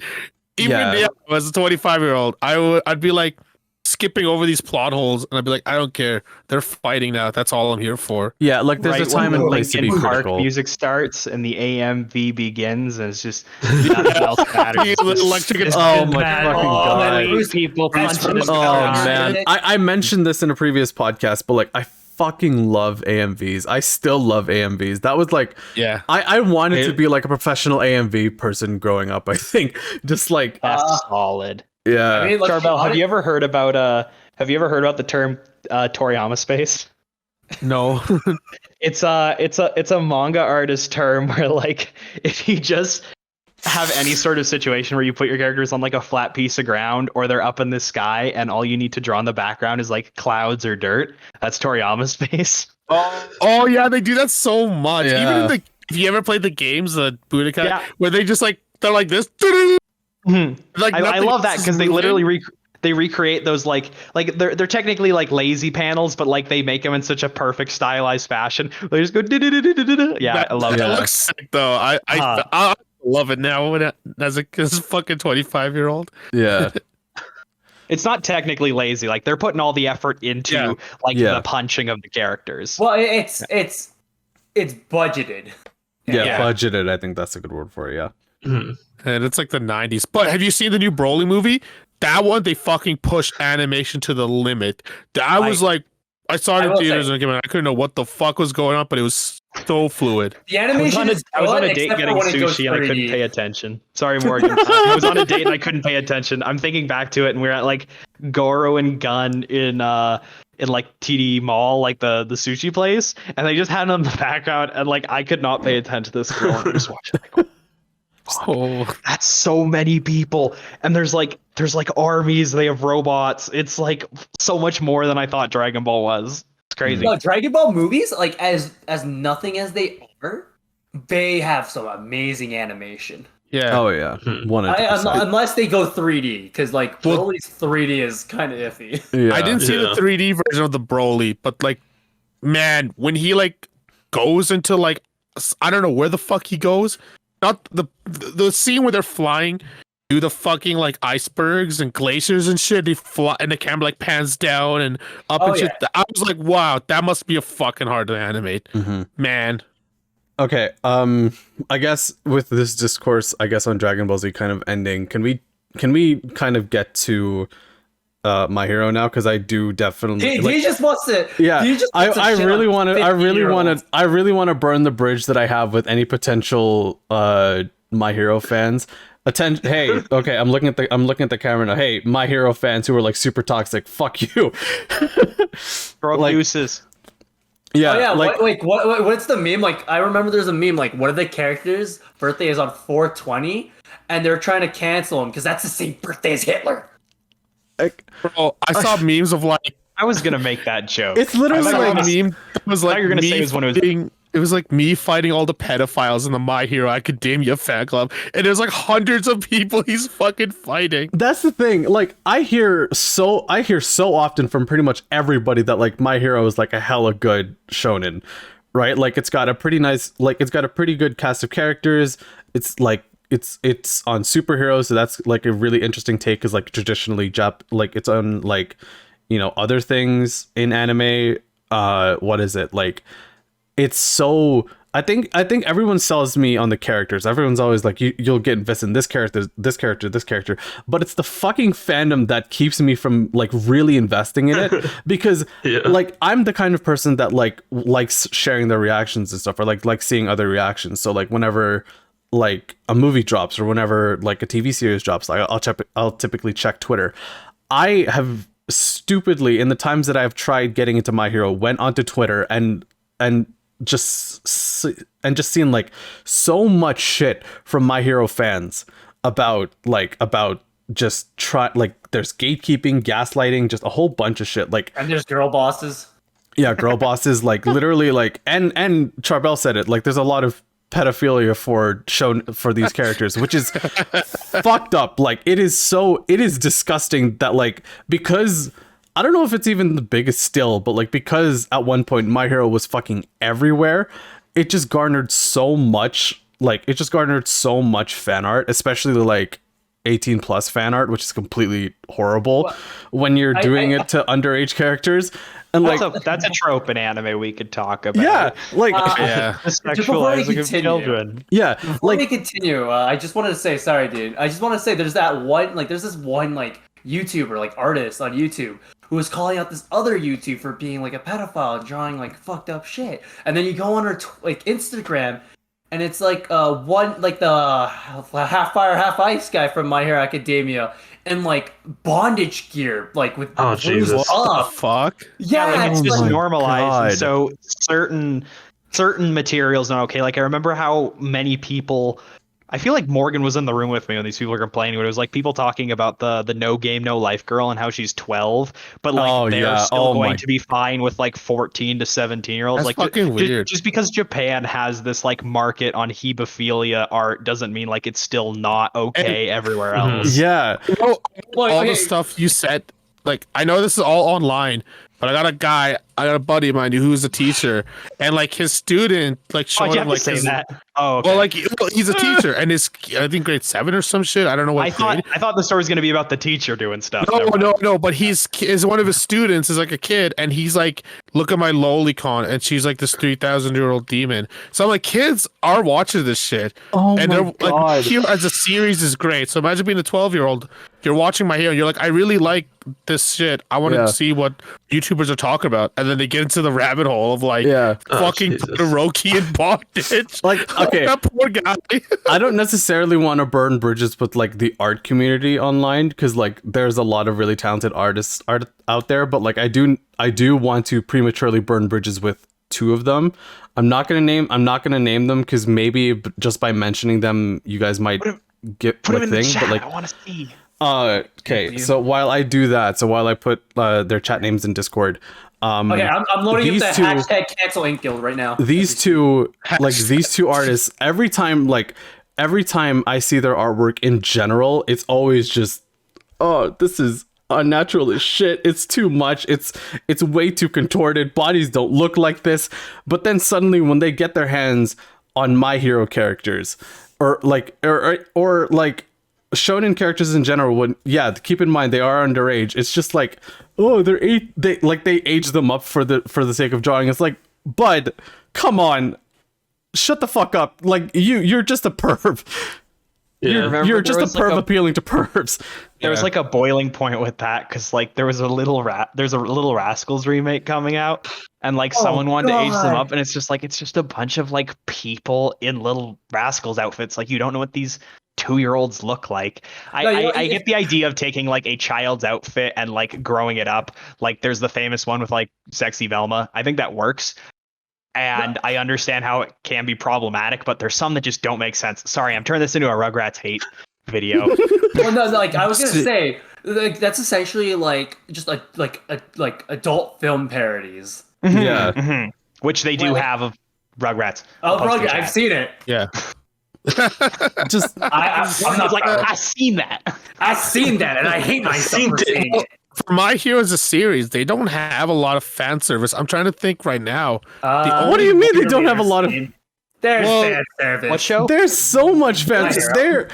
There's the blue hair chick, and there's the chick who can like Momo. create stuff out of her body. Yeah. But I'm like, that's the only two ones where I'm like kind of creeped out because I'm like, you're still in high school. There's a scene specifically where they put them in cheerleading uniforms. Oh yeah, that was No fucking weird. reason. That was all weird. What That show whole is that? arc, though, Sorry, to be just- honest, I didn't like- hear what you guys said. What show is this? My Hero. My Hero. My Hero. My Hero. Oh, Okay. I was talking about like how much fan service because like because that whole part, I think it was season 3, where the first half is like the most depressing good shit I've seen, and then the second half is like, okay, let's just be in actual high school and like have a contest after that depressing shit. And I was like, I'm not here for the slice of life high school romance. I'm here like, let's get on to the next fight. We just had a traumatic experience. Let's chill and get back to it. Instead, it was like it was for that little girl. You know what I mean? That orphan girl. Okay, Like, wait. let's make her happy. All right, I completely don't mean to derail like your thoughtful insight, Charbel, but I do have to say I just put the two artists that I was trying to shit on in the chat, and these two fucking idiots are like, oh hey, thanks, Dean. I was listening to you, Charbel. I was listening to you audibly, and then I was visually waiting for Dean to just like fall backwards out of his chair with a nosebleed. Look, Dean, all I'm saying is if you check the followed by, you're gonna see my name on both of them. Oh, I know. I figured I would. You fucking degen. Like, I can kind of understand for one of them. Again, I won't say who, but it's the one that like I'm still following. But for the other one that I'm not following, Man, it's too much. It's too much. Yeah, 90% of it. There are some 10% that are like, that's some talent. I don't know if you've ever seen like it. I don't know if we've ever seen like the actual like uncensored animations to those, but like I know. What a surprise! But like, it's too much. It's too much. Like Getting slandered too much, I'm done. No, wait, more. no, Morgan, come back. You two wait. I'm We still glad- got the community guidelines and shit. I'm glad you said that first, Dean, so I can still keep my friendship with Morgan, because like I draw and like I know how these things are like how these are drawn technically, and it's literally just like a few effects on like a bare model, and like these are just fucking terrible across the board. It's so. Oh no, bad. the animations are so bad. I'm just looking at the so art fucking itself. Bad. I'm just And the looking at the other- art that Dean sent me. It's terrible. It's so. In the bad. series, though, like But like, They look- Uba. they look like humanoid in the anime. You know what I mean? Yeah, I like like- when characters look human in an anime. Like I'm watching Code Geass right now, and I love. It's really good. No, no. Oh, 70% really? Code less. Geass. That's what you want to talk about. I love with Code Geass, like the leg is up to my characters. torso. Yeah. Like, Like- they're literally 70% legs, and that's I- the ugliest shit ever. I'm 5'10". Like Lelouch's leg is like 4'11". Oh my god! And he's They got like, the Jack Skellington fit. yeah, right. And it's like I can't That's look at it. It's so true. ugly. Yeah. Every time I'm gonna I was watching Code Geass, I wasn't thinking Jack Skeleton. Every time I turn it on, no matter who was on screen, I was just like Luigi. All I'm gonna say is, Code Geass is probably Sunrise's worst like series in my opinion, and I'm a Love Live fan. I'm going to openly say that. I enjoy Love Live, but not Code Geass. Code Geass is overrated. Really? I'm only on I said episode it. 4. Never seen Code Geass. It's I love Code Geass, Okay, the best but, part of Good. Code Geass is I met Soup, which is a parody, I love that. Yeah. and the girl humping the table. It's I haven't Wait, seen what? that yet. Okay, wait. Hold on.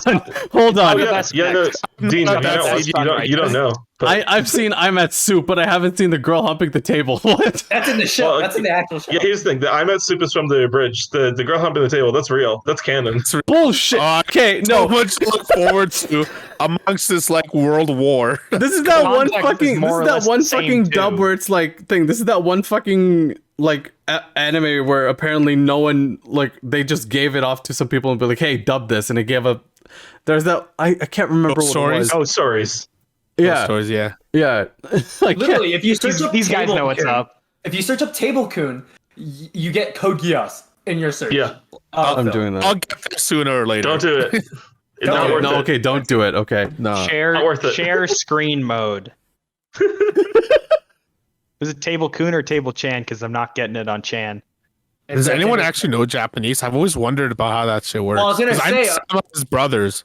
Like I was gonna say, Charbel, our usual the usual member of the Soy Boys that joins us, Everest. He's learning Japanese right now, Oh. so it'd be like, I know Hiragana. I had a Oh, buddy who Konnichiwa. learned it pretty well, and he could like read it, and he explained to me the formality system and how what are they called? You know what I mean? The suffixes, right? yeah. Yeah. Or it's It's- like if you're formal, if you're not formal. They're not too hard to figure out. So like senpai means higher up, and then in an informal it can mean like lover, crush, and then chan is friend. I think it's informal friend, and then there's kun, which is more like associate. So like you could say I know blank, but then you could say blank kun, and it would mean the same Yeah. basic thing. And sama that's family, right? Ooh, like I don't know that one. SAMA. I always saw that everywhere. Sama is Sama. like higher being, like God. Oh. So why is Kisama a bastard? Was Ki, is that like anti? Is that No, like it's- anti-hierarchical? So like hierarchical is Sama, and that means like higher up, like God, and then like Kisama would be like anti-Christ, and it's saying like the opposite of a high thing. My favorite one is Is that the title of the Lars von Trier movie in Japan? They call it Oh, we should do an Kisama. anti-Christ podcast. You should not do an He Antichrist has No, we no should clue- not. He has no clue what I'm talking. Does he know what I'm I talking do. about? We're not doing an Antichrist podcast. We can't Okay, do it. okay, I'm I never can't gonna do be that able. to Dean. I'm Just never talk gonna about- be able to. Dean is a Why talk about sweet, the Fox? innocent, untouched Okay. boy who has not seen Antichrist, and I will not subject him to this. No, I'm Oh gonna my bring this God. up because I'll never be able to bring this up. I'm sorry, but there's a one scene, like a sex scene in Antichrist, where Willem Dafoe's character's dick gets chopped off. What the? And for that scene, they had to use a stunt double because, according to the crew, Willem Dafoe's dick was too big that you could see it in the shot. That's the one that Morgan does use at the bars. Okay, look, I don't know okay. To Dean, who is editing this right now, do not ever fucking do these unscripted ones again. Wait, I'm gonna search up this Antichrist. This You is could, too much. is it like an anime? You're gonna edit this No, out? this is the show. This is No, a I'm not movie. gonna edit it out. It's This is Coward! This is a movie. I'm not starring editing Willem it Dafoe. out. I'm not a coward. Oh, it's a movie. I'm a only movie. finding the a actual movie. Antichrist. Oh no, my I'm looking God. for the movie. Okay. I just like the idea of someone's dick being too big that they have to get a stunt double. They had to get a stunt double for his weenus. I'm so happy you're still talking about this. I was just gonna say I wasn't thinking about the Defoe penis thing. My favorite's just the thing where they have like Defoe walking through a forest and they have this fox and they dub the fox like it's an old like Babe Pig in the City movie, and the fox is just like chaos reigns. And I send that clip to my girlfriend when I'm having a bad day. That always makes me feel better. Like the fox knows that not everything's good. That is what the fox says. Fox knows what's good. Yeah. What does the fox say? Chaos. Chaos. Okay. All right. Hold on.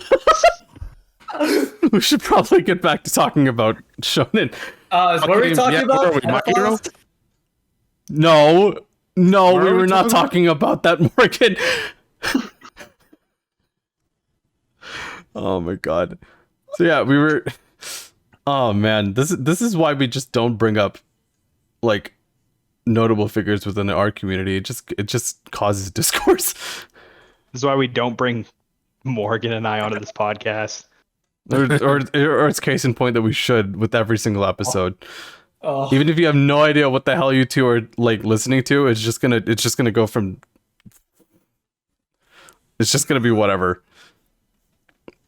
Yeah. I sent some anime stuff in the chat. What the hell? Check it out. Okay. Don't mind me. Well, I have to mind you. I'm curious now. Okay, let's take a quick InkGuild intermission. Dean, just put the clip that I sent here if you would be able to. Yeah, okay. Our first ever intermission. Code Geass is a good show. It's about sick. political war crimes. It's fucking also about a girl who humps a table because she's really horny. I'll reiterate. Best Sunrise mechs. Like, they're actually better than Gundam. They show everything inside and it makes sense. It works like a tank. It works like a car. It gets a little crazy in the second season because it's Gundam again. Better in the second season. It's better. I'm talking about enjoying the it. themselves. It's like a great show. I mean, the mechs. That's what I'm saying. I think the mechs get better in R2 because it just turns into a fucking Gundam.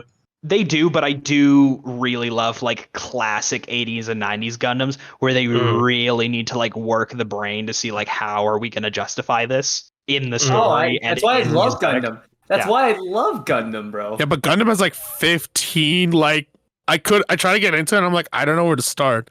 There's like 25 movies. No, the original Gundam. I'm just gonna say it. Just the original? Yeah, start with 86. The OG. Original start with Thunderbolt. Every time. Thunderbolt. Oh no. Okay, if I'm going for non-original, go for 08 MS Team. Okay. 08 MS Team, Thunderbolt, and original. Nah. In my Blooded Orphans if you're edgy. Yeah. I love Iron-Blooded Orphans. I like it too, but I'm not wrong. It's pretty edgy. I guess that's also recommendations for everyone listening. It is best OP. Has the best OP. Oh yeah. Raise your flags.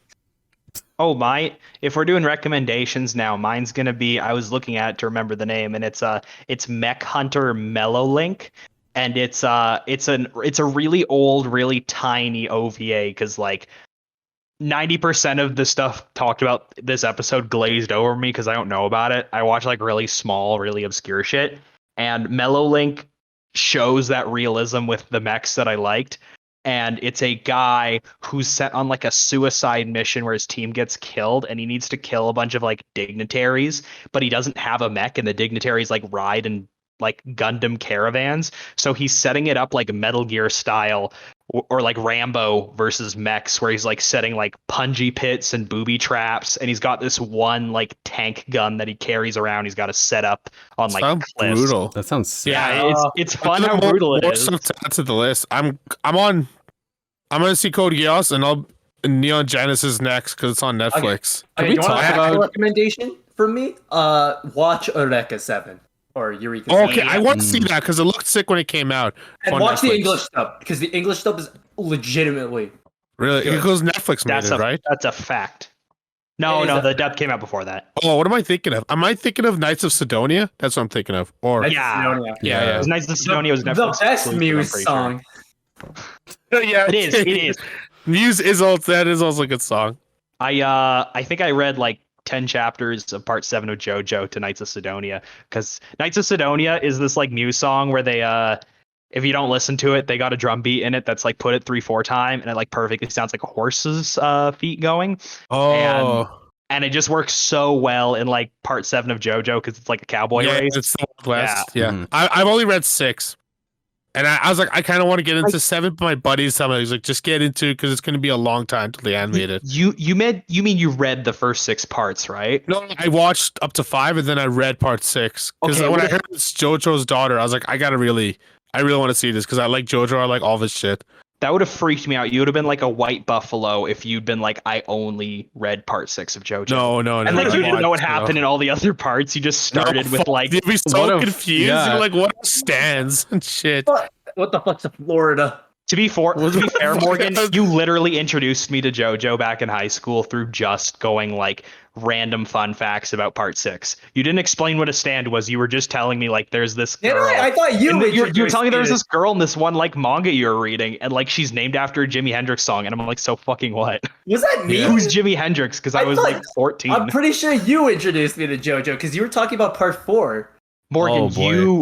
Morgan, you kept badgering me about part 6, so I had to figure it out, and I couldn't figure it out because you kept telling me about this lady, and like, there's no ladies up to like Part 6. Yeah. Like there's like weird like mini girl characters throughout, but like the actual girl that matters is like part 5 has like a female lead, and then part 6 has like the female lead, and then like part 7 was man's times, and then part 8 is just like it's a romance. It's gay So lovers. I was so lost.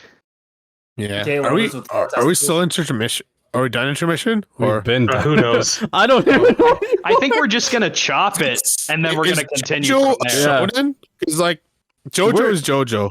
Jojo is shonen. Jojo is shonen, yeah. JoJo's yeah. slightly Jojo homoerotic. is such a- shonen. It's such I an mean, if we outlaw. want to get technical, it's in Shonen Jump. So Well, that's Yeah. what Yeah. I wanted to bring up about shonen. Actually, You got a earlier point, on. Gabe. The point I wanted to bring about shonen is at this point it's more of a marketing term than anything. Yeah, honestly. Like Honestly, you just say, "Oh, my series is a shonen," and then that will attract people to it. Because, like, if you look at Shonen Jump now, just recently, Chainsaw Man was a thing on there, and Chainsaw Man, Really? yeah, Chainsaw Man is essentially, well, it's Devilman. It's Devilman, and like I think Devilman was kind of a shonen, but like this is more closer to seinen in terms of like tone and atmosphere than anything. Based on the time, Devilman was definitely seinen because it was like one of the first manga that ever had like I'm pretty sure sex in it. Oh, And yeah, that okay, and like yeah. I think it was like Dead Man Jack or whatever that one's called, where it had like real visceral mutilation. Like there's of course like violence mutilation, where, like someone gets their arm cut off and then they like die. But like Dead Man Jack and Devilman had like people with like permanent disfigurement. It had party drugs, and it had like real like life influence from like dark events. They'd have like cults, they'd have world tragedies. Yeah, like that used to be the cutting edge seinen, but nowadays seinen doesn't really mean too much. Like I It's just can't Yeah. really think of Yeah. anything that kind of scrapes that. There's stuff like Berserk, but Berserk's been out for 30 years, so it's kind of always going to be in that spot. But if Berserk came out now, it would just be a beautiful shonen. It wouldn't really Well, be I much think of for, seinen. to me It's just now, because the marketing shonen genre has it's just literally a magazine at this point. But to me, the shonens is the Jujutsu, the My Hero. I'd even say Demon Slayer, but Demon Slayer kind of light because it's Jujutsu for Demon- sure.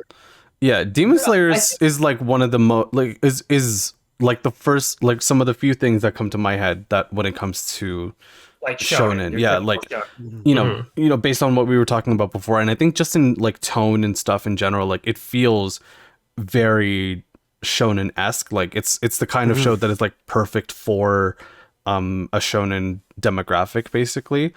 Like you have like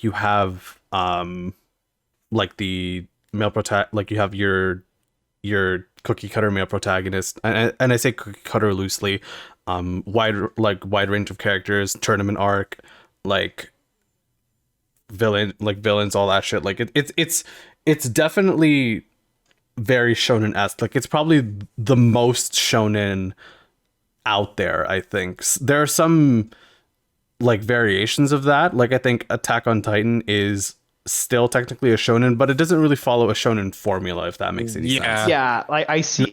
Yeah. I see where the confusion's kind of coming in because, like we talked about before, like shonen's kind of expanded. So, like Demon Slayer almost seems like a supernatural horror at some points, and some of it seems like a historical fiction.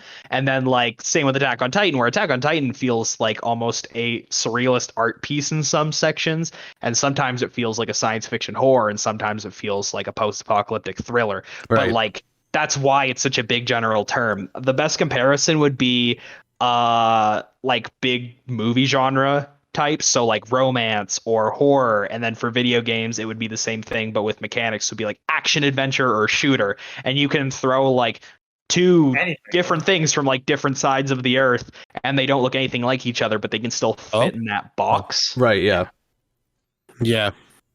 They for Attack on Titan, I think a lot of people are doing the same thing where it started out very shonen-like, and that's what I thought it was going to. I was like, oh, this is definitely a shonen. I like the whole idea of Titans beyond the wall, and the main character wants to get out there. He's training to be a soldier, and the Colossal Titans. Like, I liked all that shit until we got to the Battle of Trosh, where I was like, this is something different. When he almost dies, and when he gets his Titan powers, I'm like, it's still a shonen, to me up until the point where he can't control his powers, and that's what I was like. The first half, I can't remember the part where it started to drip away. I think it was around the Annie fight after season 1 is when it started to switch away, where it started getting to more of the government conspiracy and why are they who's the colossal, who's the armored, and then it becomes, oh shit, this is a World War II analogy where everything's just used so now it's just depressing, and I was like, I love it. It's just fucking depressing. And for as much like rightful flack as like those comparisons kind of get, I think with Attack on Titan, what it does to kind of deviate away from the shonen formula, and feel free to correct me if I'm wrong here, but what shonen does kind of like, or what shonen has been doing, is typically a external conflict with the protagonist. So like the protagonist always has to go and fight somebody else. They always have to deal with someone else's problems and their issues and all that shit.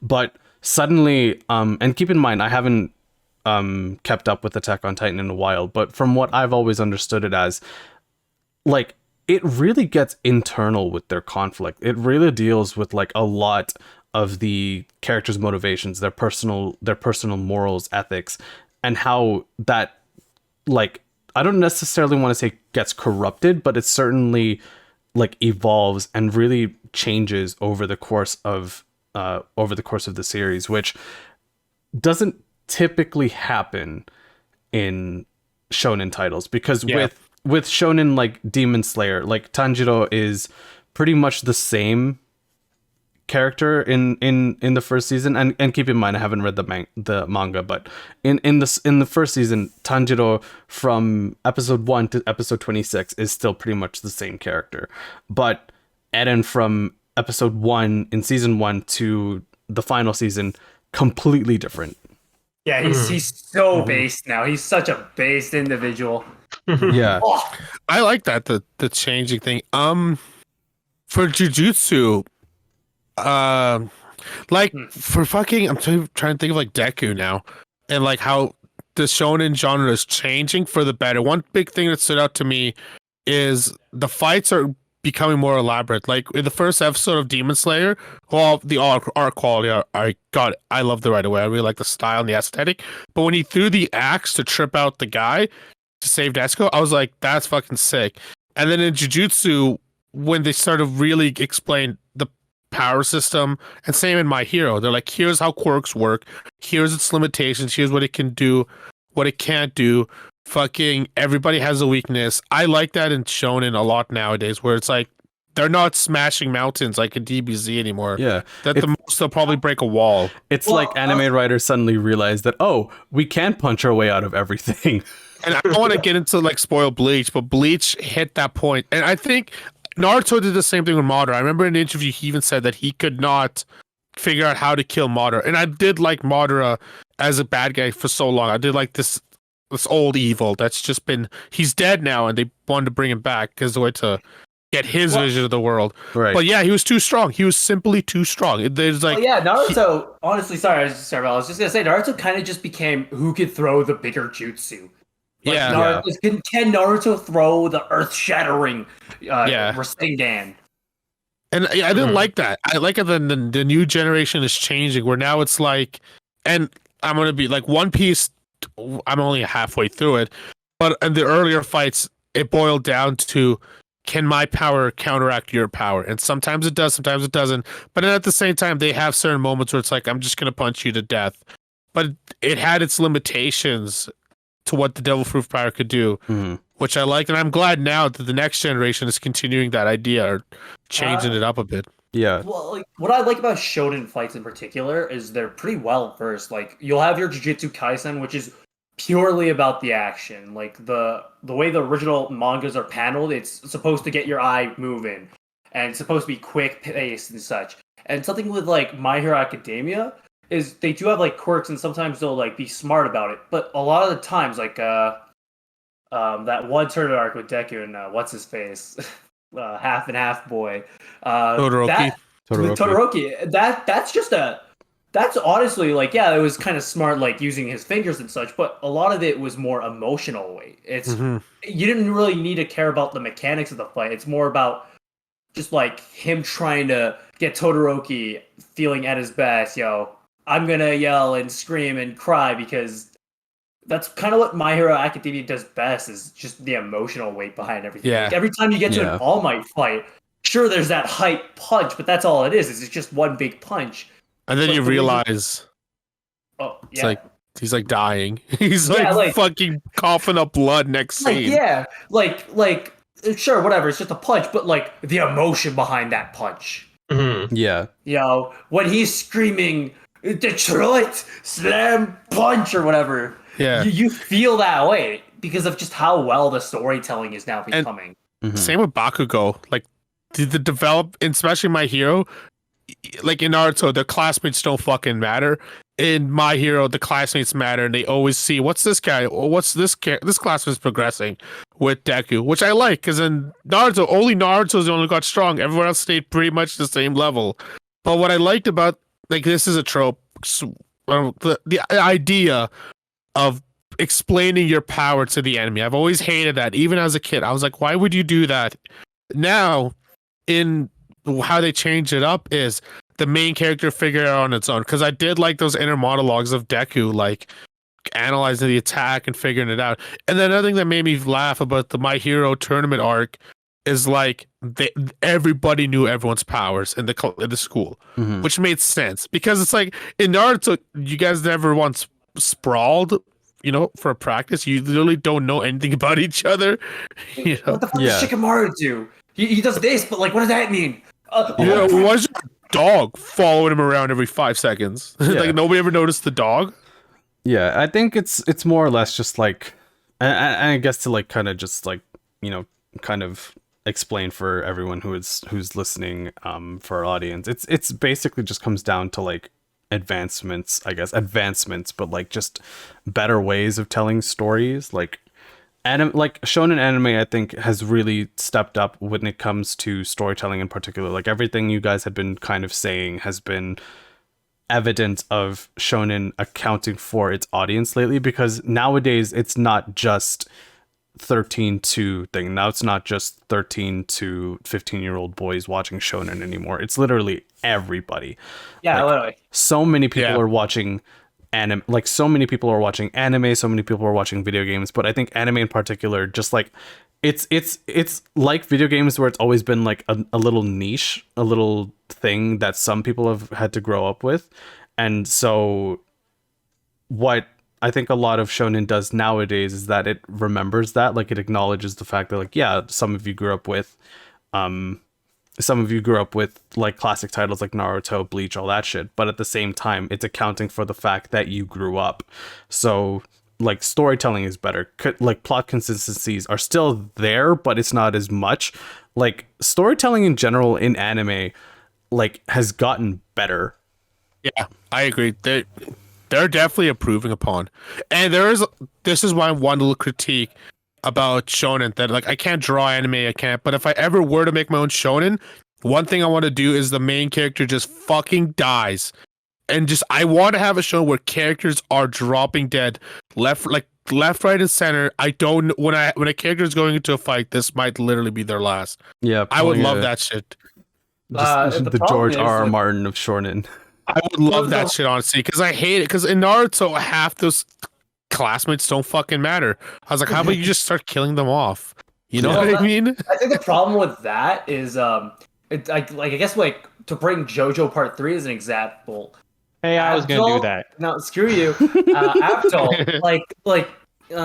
they wanted to kill him off, but like editorial staff's like, no, this character's too popular. You have to bring him. Who did they want to kill off? Muhammad Abdul. They wanted to kill him off in part 3. Really? Yeah, and then so they do kill him off. In part 3 he gets killed off, and then he comes back and he's like, "Nah, fam, I did. I live." Like, yes, I am alive. I thought that was like a comedy thing because I was like, wait, he comes back and then he dies. I was like, what is this? I fucking love JoJo. It's too funny when I saw that.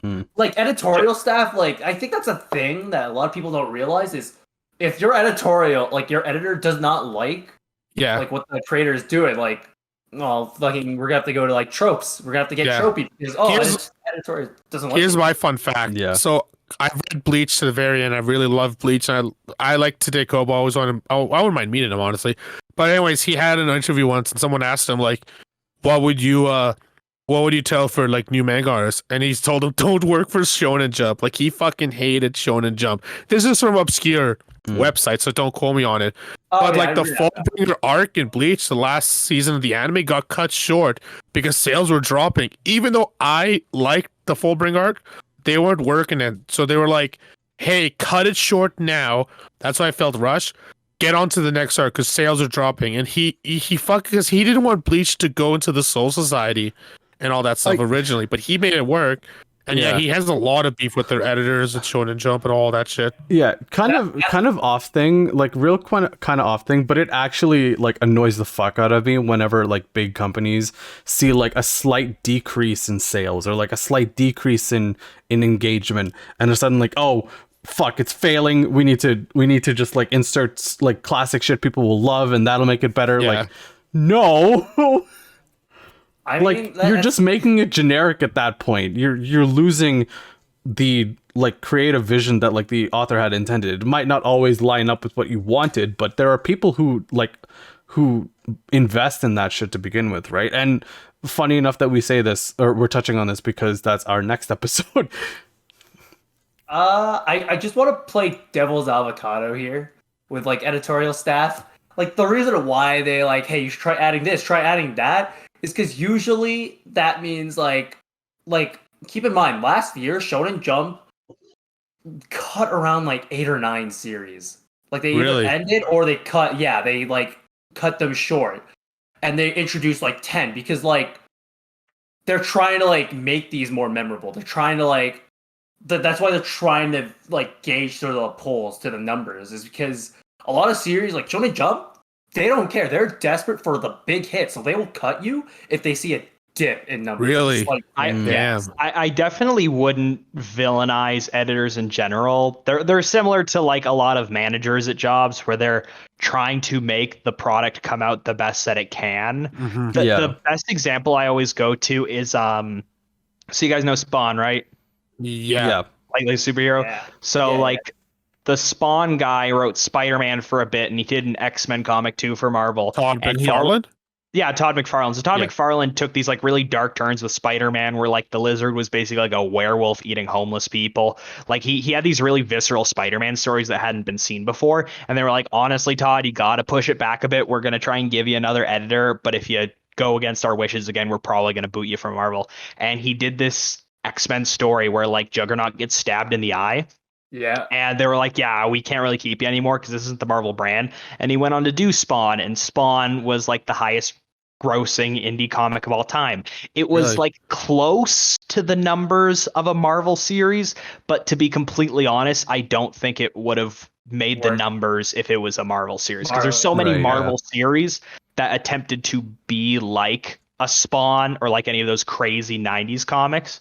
And like it was a difference of opinion that allowed that separate group to go and do it. Of course, there's people like the Bleach guy where like their opinion just gets squashed. But there's a lot of times where the company has like a general brand. Like I hate Disney, but Disney has the same thing too, where they need to curate. Yeah, that makes sense. But like if I look at my manga case right now, there are different publishers in Japan. Like the guys who publish Attack on Titan, I think it's called Kodosha. And the guys who publish Black Butler are different. And same with Berserk. I think it's called Dark Horse. So Dark Horse, it does the Western stuff at least. Do they do the Eastern? Okay, they could be because of Viz Media. All their job is to grab Japanese and make it English. That's what they do. Because I know in Shonen Jump, because I read Blue Exorcist. I really did like the anime, and I got into the manga afterwards. They're published in advanced Shonen Jump, which I'm like, what's the difference? Is this like, how big is this company? Because they must be fucking big if they have different branches. Shonen Jump has like 4 branches at this point. Really? Yeah, because they have kind of like a more month. Sorry, Michael. They have a more their traditional Shonen Jump. They have like they have a monthly one. They have one for like more like less popular, but still have the like audience for it. I forgot which one. I think that's called like Shonen Jump Plus. Yeah. Yeah, I heard about that one. they now have like their web Shonen Jump where Yeah, I've heard about that one too. Yeah, the Bleach Chainsaw Man guy, is moving. what happened to him? Because now he's writing a new series called Burn the Witch, the and it's Witch. on Yeah, it he is. it's weird. He showed the prototype and it was good. I didn't mind it. I kind of wish it wasn't attached to the Bleach universe. Anyways, he showed it to the other. He's like, you should get this out. And he basically took charge. He's like, I'm only releasing when I want to do. And basically what the system was, it'll be in seasons. So it'll be like, I'll give you 4 chapters now. And the next season, I'll give you like 8 chapters again. And I kind of like that system because I feel like the week by week system really puts a strain on the author. Like, I think Attack on Titan is monthly, and Yeah, I think that's a good system, either bi-weekly or monthly. Of course. Because it yeah. normally takes a week to get 1 chapter. Like that's what the One Piece guy is not even a human. He does 3 chapters a week. He's fucking nuts. Jesus The One Well, I'm Piece pretty guy sure was born to make One Piece, and he knows it in his heart. Like he's I'm pretty he sure the plans 200. everything. He's hoping to live to be 200 and keep doing One Piece. Even the with- voice actors, I saw an article. The voice actors for Luffy is like, I think I'll be dead before this even ends. So I have to have a successor to be Luffy. I mean, to be fair, Luffy's voice actress is like 80 years old. Yeah, she's Oh old. my I didn't know. God. Oh, can I we was talk like, about oh. that for tropes? Every shonen protagonist, it feels like, at least in the like 90s to 2000s, was voiced by an old lady. Yeah, Yeah. what Shonen is- anime How do they- lives on the back of old women. that is a great voice acting though. I was Yeah. like, wow, that was an old Asian Japanese lady. I would like to slightly backtrack for just a second. I don't mean to derail the conversation, but I just like to to what I was saying earlier, and saying how it annoys me how like sometimes editors are like, oh hey, what the fuck, just put this shit in, it'll increase sales and shit.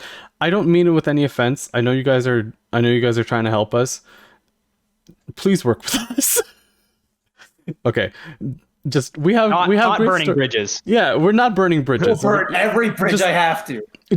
Yeah. There's Morgan, but like literally all of us, we just want to see our story succeed, and we know that you're there to help us. Please work with Yeah. us. We're wonderful writers. I do personally, because of social media, and you know for a fact they're taking your Facebook information. I hate shit that looks like it's been fabricated solely based on Facebook market research, and like, you know what I mean? Like, it hits every cliche, every trope systematically. It's like, this is 100% what we found from our data, so let's make a movie out of it. And like, that shit creeps me out. I'd have to disagree on the one single thing of I love those super specific algorithm-based T-shirts. That is pretty funny. Yeah. Okay, I think this farmer in June. I know I'm sidetracking. I promise. I'll do an anime question after. Yeah. This farmer in June, I don't know, loves white wine, whatever. What was I gonna say with it? I was gonna say what about? Oh, I was gonna talk about Dark Horse. This is slowly backtracking back. Charbel, if you really like Dark Horse does do fantastic editing work. Like, before there were the new Star Wars movies, they used to do the Star Wars comics, and their editors were basically like, here's the chunks of universe, and here's what goes on before and after, and you're allowed to put whatever you'd like in there as long as it has cohesion. So they have like samurai stories, they have like space operas, they have like little slice of life comedies. They had absolutely everything go through the Star Wars comics. Did they make The Darkness? The Darkness is. I'll be right back, guys. I'm just gonna head off to the Because it was a game, and I know it's a comic originally, but I could be wrong. They did no, that was a video game then a comic.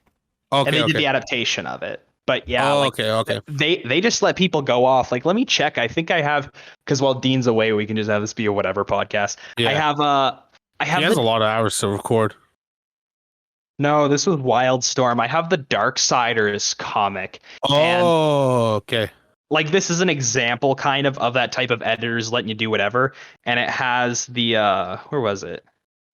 It's got like right before the first game starts, and they talk about the apocalypse and how war was it was a thing in the Darksiders lore where like the apocalypse happens and the Four Horsemen and war gets sent down early, but like the apocalypse hasn't happened, so it's kind of like when a horse goes right before the bell starts, and so he gets punished for it, and then the game is showing his punishment in the post-apocalypse. That's sick. I like that. At the end of the day, it's a business, but I like it if the author comes or the writer with a plan and a pretty laid out plan, then the business should just be like, hey, you got it planned out, man. Let's hope it sells. Like, you know what I mean? I hate when they start changing shit up just because to appease the masses. To an extent, depends. You know, I don't know. I wish it wasn't such like a deranged hierarchical like order of Japanese business where you could never possibly like talk back. Hello? Yo. Oh, okay. You can never possibly talk back to like your higher editor or have like a more Really? fluid creative process. Like as far as I've seen, but it's kind of a thing universally with comics and like self-made media like comics where you just work like a dog until at some point you get to buy your boss and be your boss. Like the guy with Berserk who initially was just pulling him out like every like 2 weeks or so. And at one point he's like, my hands are going to fall off. I'm in my late 40s and I've been doing too much work for my life. And he was allowed to start taking bigger and bigger breaks. Longer breaks than most people would like, but he was allowed to write it the way he wanted to. Yeah. It's yeah. And again, like that the week by week sounds so stupid. Like it just sounds like if it takes exactly a week to produce one chapter, why don't you do bi-weekly? 1 week you do the chapter, next week you edit it, you that's including editing, drawing, and everything. They do everything in a week apparently. Yeah. And like let's be like in all seriousness, like Japan has like a terrible work ethic. Like they have like animators are like the lowest paid jobs, even though it's like 80% of their GDP or some shit, and like which is a shame. Like like the it's amount really of like they work make a that, lot of like- money and they're not paying anybody. Yeah, it's insane. Like just how incredible like certain like anime can look, and you kind of have to contend with the idea that oh my god, these people might not be getting paid as much as they should be. Yeah, well, that's why Kyoto Animation for the longest time was like just praised for the fact they pay their animators actual wages. Mm-hmm. I think they still will be when they rebuild. Like they They have they've been. got- They have been. were they the one of the fires? They were the Yes. one with the fire. Yeah, They're the I one heard that about lost everything due to the fires. That sucks. That Yeah. really sucks. Because Mappa, you fucks, you better not fuck up Attack on Titan. Anyways, they're doing Jujutsu, and then Attack on Doing Titan, everything. and then They're doing Chainsaw Man. Chainsaw Man. Because Jujutsu had amazing quality, and Attack on Titan it was good enough, but it could have been better. So I was like, how are you guys taking 3 projects in like less than a year? Like, you better have money and the people, and you better be like, make good stuff. Like, don't overwork. Make good stuff and take the money and pay it out. Right. Well, Didn't they have like a whole committee with Attack on Titan, and like it was like rushed out? It was Like, rushed out. So ridiculously what rushed basically out. happened? The manga ended this year, right? And Wit Studio, who made the first 3 seasons, they need at least 2 years to make it, because Wit Studio, Attack on Titan was their very first anime they produced. They made Vinland Saga later, which is also great quality. And a lot of their stuff is off-source, like the Sky and Attack on Titan is off-sourced to another company, which they paid off. So Wit Studio says, we need 2 years to make it this final season in our quality. But the people who own Attack on Titans as an entity said, no, we wanted right now this year to coincide with the manga ending. And Mappa said, we'll take it. Because they got the money. They said, we got the... Even though they're already doing Jujutsu and Chainsaw Man, they said, we'll take it on. We can get it done. Which I'm like a little bit iffy because they kind of rushed a little bit. Yeah. I've heard about like just how rushed the final season was of Attack on Titan. fine. It's literally fine. I think people's expectations are way too high. Yeah, well, I mean, like rushing, hearing something was rushed in general just carries bad, it's just bad stigma, isn't it? All I'm gonna say is, if you're harassing the director of an episode because they didn't throw back to a prior episode by using a certain song in the OST, No, you don't deserve human rights. All You those do not people deserve on Twitter are insane. For me, when I watched it, I loved it. For me, it was the CGI Titan, which looked cool 90% of the time. There was a couple of shots where I was like, it looked weird, but everything else was phenomenal. But like, Twitter is like a den of wild animals. People are like sending death threats no matter what. Yeah, like, Twitter's they're fucking weird, man. Yeah, Twitter's a cesspool. Love you, some parts of Twitter. Yeah, and then these are the same people. They'll be like, "Hey guys, since it's Pride Month, I'm gonna come out as a map." Okay, I think we're all right. Okay. We're stretching a little too far into this, into I'm pretty completely sure unrelated everyone territory. LGBT hates maps. As a straight man, I'll talk. What's I think anyone should hate maps. I'm pretty sure that's Yeah. a crime. I'm like, Yeah. I'm I mean, 100% yes, sure It's that's literally a a crime. It's an It's literally a identity crime. based around a crime. Yeah. Like Oh the my God. key factor that puts you in one camp versus this camp is this camp means you're inclined to doing a crime. Like it That's might as too well funny. be you Oh, but it's identify LGBT. as a thief, or Morgan's trying to set me off because I heard the word. I heard what he said, but I'm not going to repeat it or else I'm going to go off. But yeah, like it's like it does kind of feed into the anime though, because like there's all these identities in fan subcultures that are just notorious, but they're not notorious, they are criminal. Yeah, And right. ethical. Yeah, Mhm. looking at you, My Hero fandom. Yeah. Oh, I thought you were Look talking at to you, me. Shonen anime fandom. Yeah. Most Yeah. of you. Oh, I'm if we're- talking to you, Dean's 2 Instagram accounts he sent me. I'm like, I've never been to Japan, and I'm pretty sure even the Japanese they're like this shit's fucking Yeah. disgusting. I think it's like You know? okay, wait. As a Yes. yeah, There's a reason otaku are still seen as like a not second class citizen, but like a really gross That's so type funny. of group is because that type of iconography appears everywhere. And it's just like, wow, there's a lot of like pedophile art on these streets. There's a lot of people with They pedophile do shirts not down here. represent the great nation of Japan. I love that you can walk Says into a bookstore. says Japanese Yeah. man. yeah. You walk into a bookstore, and then one aisle is like one floor is it's like kitty books, and then the next floor is kitties getting fucked With like giant tits. They're like, what is going on? Oh no! I think this is an overall thing on anime in general. Holy shit. Yeah. Mhm. One thing. Yeah, you want to talk about tropes? Why are you adding big boobs to little girls? That's weird. yeah. That's fucking weird. Anime yeah. is supposed to be fun. Don't make it fucking awful. This is what I like about anime. You don't have to worry about like stunt doubles or any of that shit. You can just it's a cartoon. You can let the imagination go fucking wild. And the best you could do is a bullying fetish anime. Really? Like you have Yeah. all your imagination to go, and that's the best you could do. Honestly, Charbel, the heart wants what the heart wants. I want those I- bowling pins. It's just. There's 10 of I them. just- There's one of me. Let's get. I just want a tiny Asian tan girl to like just bully me and make me feel like a piece of shit and gaslight me. You know? Oh man. The muses spoke to me, and I want to be a pirate surrounded by hourglasses want- with titties. I want 10. I want 100 Twitter accounts, all with a Deku profile picture, to gatekeep an anime for me. That's what I want.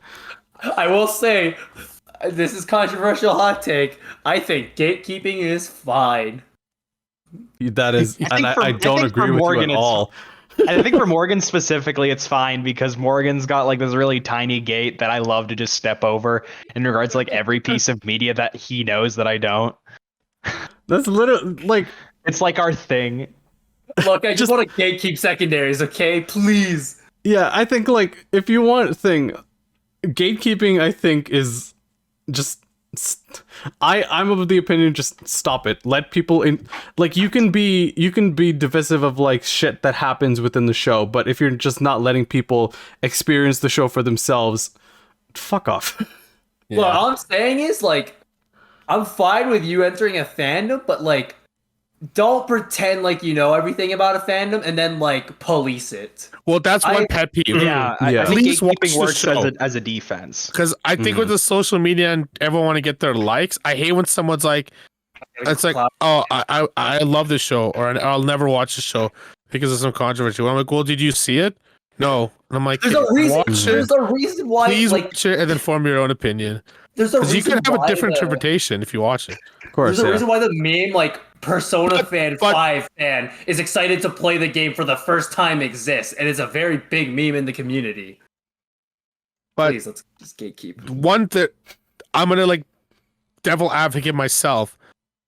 If someone is some anime where I would not fucking watch because I read the premise on Wikipedia and I'm like, this is disgusting, and I pray for the writer to get help Not even the writer. I also pray for the publishers to go to hell for publishing it. Yeah, there are just some ones that I guess shouldn't exist, and I think like on gatekeeping in general when it comes to anime, just like let people enjoy let people just enjoy things like that. Like that's the most basic thing I can say, or basic thing I can say. Just let people enjoy things.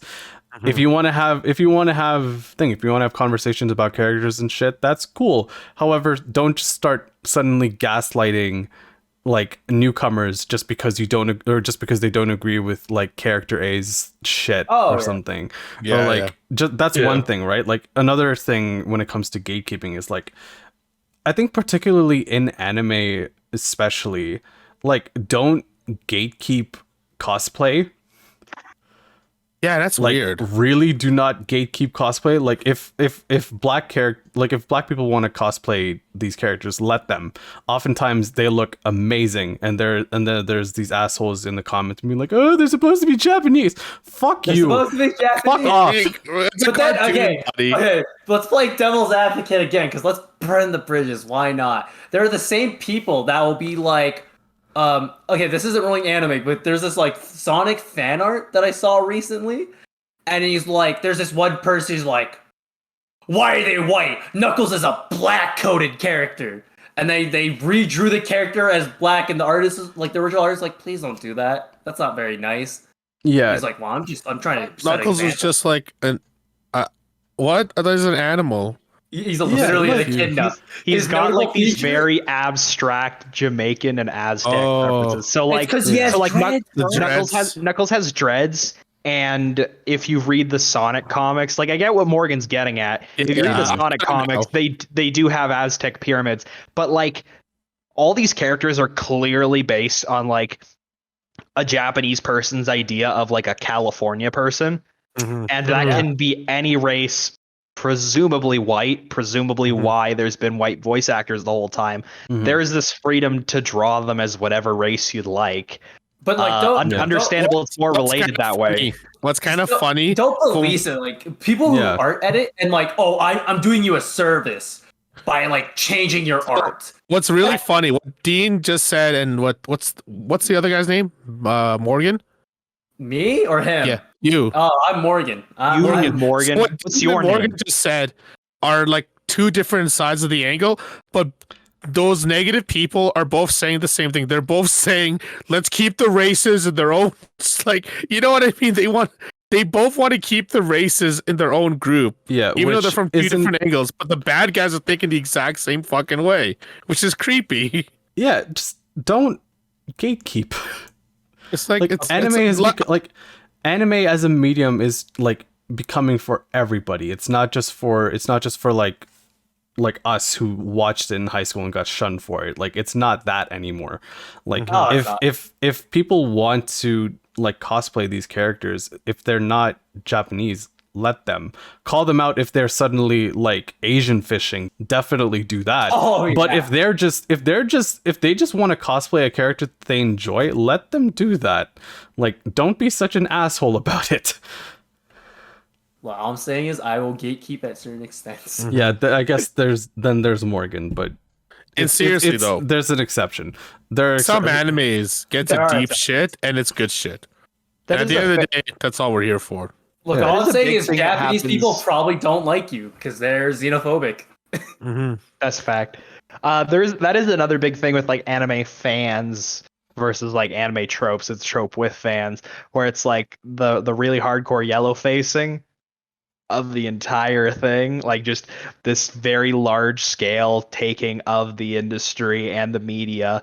Like a lot of Japanese media does have like cartoon characters based on white people, but then a lot of white people will then take it like there's literally the term like Westaboo. It's such a big thing to have like anime be your identity.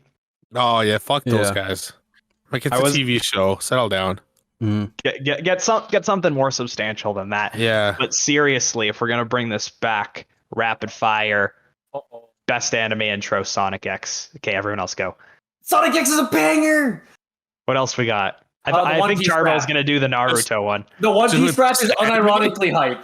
Like saying- opening for an anime. I guess Best Shonen. opening. Fuck, man. So much. Attack on Titan opening 2 or opening 3. Opening Full one. Metal Alchemist Brotherhood. Opening 3. The one, the red swan? No, Hi- Sasageo. Yeah, that one is up there. Any Haikyuu OP. Ooh, I that's agree with good. that. Man, Death Note. All their openings. How about an anime? Which anime has bad openings? Because all of Death Note's openings are great. And endings. Nanimo. Any God, Naruto. there OP. was Any Naruto. OP. They're so like okay, Yeah, like Naruto has a lot of good ones. post stupid. No, post stupid in my opinion are lazy. Yeah, I'll- yeah. I'll The leave only- the chat. Oh, The only good opening post pre Shippuden is fucking the first one where it's like, come on, and it's like that's what I'm talking about. The That's very the first one. opening is fucking great. Dear That's what I Maria was is talking an, about a while thing. ago. Dear Maria is an anime opening song, and I cannot be convinced otherwise. What do you call it? What about EDs? Let's make this rapid fire. EDs. ED's Oh, nuts? wait. ED endings. I know anime. The real Fuck you, Gabe. Kekai Sensen. That's my answer. Oh, wait, question. Here, another question. Which anime makes the best AMV? Oh, I was gonna say Naruto, obviously. Naruto, Bleach. for endings, The Great Pretender is a Queen song. That's pretty. Yeah. Yeah. Also, Jujutsu Kaisen's ED slaps. Also, Yep, the first one. Roundabout. If you guys know Jojo, Roundabout sick too. Okay, fuck man, so many good Hold on a second, openings. also. I can't think. Oh god. What is Michael gonna pull out? Okay, you know what I've been Oh, really talk about vibing anime. with? How many of you guys actually listen to openings? Because I do. I've been Oh, I listening know. to fucking Unironically, opening one, man, and just fucking vibing with that shit. unironically, I listen to a lot more anime songs than I would like to admit. Me too. Even like, yeah. I've got Roundabout on vinyl. I wanted to flex That's on more. That's fucking badass. sick. Yeah. Like the actual album? This is Fragile by Yes. Like, yeah, the Fragile. Like the actual. Okay, hold like- on a second. It's Side vinyl. one. Side one opens with Roundabout, and then it's just a bunch of experimental prog rock because that's what Yes does. Wait, I thought Roundabout Roundabout's was, like 9 minutes long if you never Is listen. it Roundabout the last song on that album? I thought it was the last one, honestly, when I Like, grabbed it. I haven't Spotify listened and to it for a YouTube while. Music places it as the last song. For the people just listening to the podcast, it's showing side one and then Roundabout's the first one. Uh, I don't even remember most of these songs. I'll have to put this on again. you know what? Let's. This is not say- why we're recording, because that's copyright. My Hero Academia. Their OPs are. Opening 3 is the only good one in My Hero. Yeah. They're The fine. one we fights All Might. I mean, All for One is sick. I don't know. The Porno Graffitis one. The first one was pretty. Oh, nice. that was also good too. Oh, Porno Graffiti. All of Full Metal Alchemist is beautiful. All Oh, their hell yeah. openings and endings are wonderful. Yeah, Brotherhood's first OP is the greatest. Yeah, I agree. Even the '90s Full Metal Alchemist. That's by Porno Graffiti. Do do do do do do do do Will this do. video? Will this podcast get straight because we're saying the word porno? No, we're I mean, No. we've been saying pedophile, so. Yes, there we go. Thank you. Speaking of like regulated and culturally accepted, like unconsensual illegal sexual activity, can you guys guess what vinyl I got for free at the farmers market that came with that Yes album? Oh no. Oh no. It was two for $5 each, and the guy gave me a free one with Roundabout. What was the other one? It's not anime. It's not It's a anime. pedophile. The artist is a pedophile. No, I'm being vague because it's not inherently Oh. pedophilic. Oh, But I was gonna God. say like an Alice Cooper record. I was gonna. God, I have no idea. yeah. You're gonna get the gifts and check hits. this out. Check this out. Phil- Don't say it. People have to watch the stream if they're gonna get this. That's so funny. Okay. He looks like he's peering at you through chocolate, right? Oh, fucking yikes. Okay, you know what? Yeah, we're calling it Nope. there. We're calling the episode there. I was like, I didn't think he made music. I was gonna say like, That's like a comedy. No, vinyl, it's a right? comedy album. You can Yeah. get Yeah, like it's a comedy album. All right, Yeah, okay. I comedy. think even like music, because like Megadeth, they have some stuff going on there. All right, okay. I think that's it for tonight. I literally don't know how we can go on from there. Okay, while I'm here, please at least read World Trigger. Season 1 is kind of jank, but like season 2 and the upcoming season 3 are going to be hype. But the manga overall for World Trigger is the best. It's a monthly Shonen Jump comic, and it's we were talking earlier about how tournament arcs are hype. Well, the second half so far of World Trigger is just tournament arcs. After tournament arcs. I didn't know they're still running with this. I thought this got canceled a long time ago. What, World Trigger? Yeah, I wanted to watch it, and then I thought it got canceled. No, the show just stopped animating because like it's monthly and they caught up. So if they tried to make another season, they'd be so far behind, or like they would just have to be making filler. So they're just gonna leave it till it catches up. Yeah, because they did season 2 for like season 1 is 74 episodes or something like that. Season 2 is only like 12, but like season 3 is gonna be like 24 or something like that. So we're gonna do recommendations before we go. I'm just gonna have to close off. So. Yeah. Oh, you going home? Are you going to bed? No, I mean like I just have to end the episode. So like formally end it, and then we'll go to recommendations as like a final thing. I mean, the best way to end the podcast is Michael showing that fucking Bill Cosby. That's what I thought. It Morgan, don't say it. Yeah, that's our end. I thought at first. I was confused because I was like, "What are we actually just like cut unacceptable?" That's good night, everyone. I faked out podcast endings before. I can't do that a third time. That's the bit's just gonna get too old. But yeah. Anyway, I guess that's it for tonight. For everyone listening, for audio listeners, and for video watchers. Holy shit! How the fuck did you do it? I guess in general, thanks everyone for listening in. You can find the InkGuild on our social media down in the description below, as well as the Soy Boys. The InkGuild is on YouTube, Twitch, TikTok, Twitter, Instagram, and Soy Boys, they have their own YouTube channel. They're also they're also connected individually through Instagram and Twitter. We've done plenty of videos with the Soy Boys before, particularly with video game episodes. So we've done video game protagonists, video game video game characters, non-linear storytelling. Non-linear storytelling. So basically open-ended stories. There isn't a set linear plot to them. And yeah, I think that's it for closing and plugs. Let's just get into recommendations. Can I plug one more time? Yeah. I self-published a kid's book. If you know anyone who's interested in Filipino culture or is between the ages of 8 and 12, or if you'd like a nice art book as a gift for someone, I'm selling them. You can reach me through Facebook or through Instagram at Michael Donalds. Dean will probably just throw a bunch of like links and stuff. Look for mine and you can message me about that. Yeah. I have one. And I bought one for a family friend. It looks very nice. It's good quality. It's it was delivered like pretty much like it had a pretty nice delivery window, and the art is really good. So yes, definitely recommend from the Filipino stamp of approval. Thank you. Yeah, but yeah, let's just close out with some recommendations or some banter. I don't know. Tonight's been wild. This is the most unscripted of these podcasts, and they're not scripted to begin with.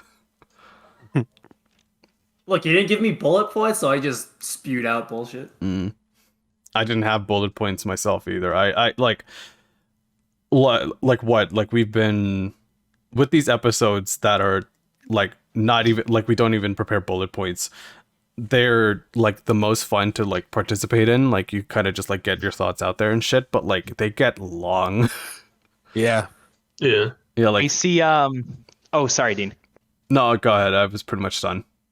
I saw right at the bottom of the screen that Morgan's preparing himself with his pile of books to show that he really likes manga, and I'll have you know I'm getting my pile too to show to the screen, Morgan.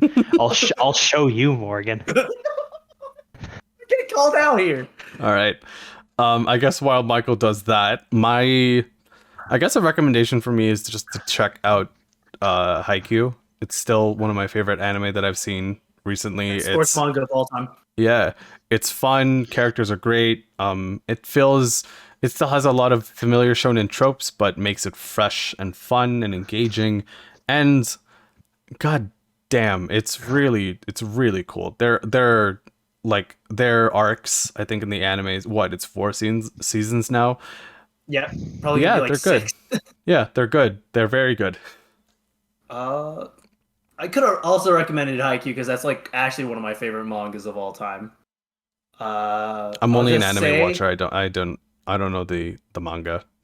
I will say unfortunately. the anime is going to become great, but the pile of books I have accumulated, I've probably recommended this before, but you're gonna have to flip the video. Miss Comey or just Comey cannot communicate. It is about the most popular. Like this is a school filled with pretty like everyone in this school is a caricature. They are one note, but they're like really funny and shit. But like, and so this girl Comey, she's the most popular girl at this school, but her gimmick is she cannot communicate whatsoever. Like just speaking, she'll stutter nonstop, go penis. And so this nothing of a character, Tadano, like the main character, he's like, "Oh, I'll be your friend. I'm gonna help you get 100 friends and learn how to communicate with people." And hijinks ensue.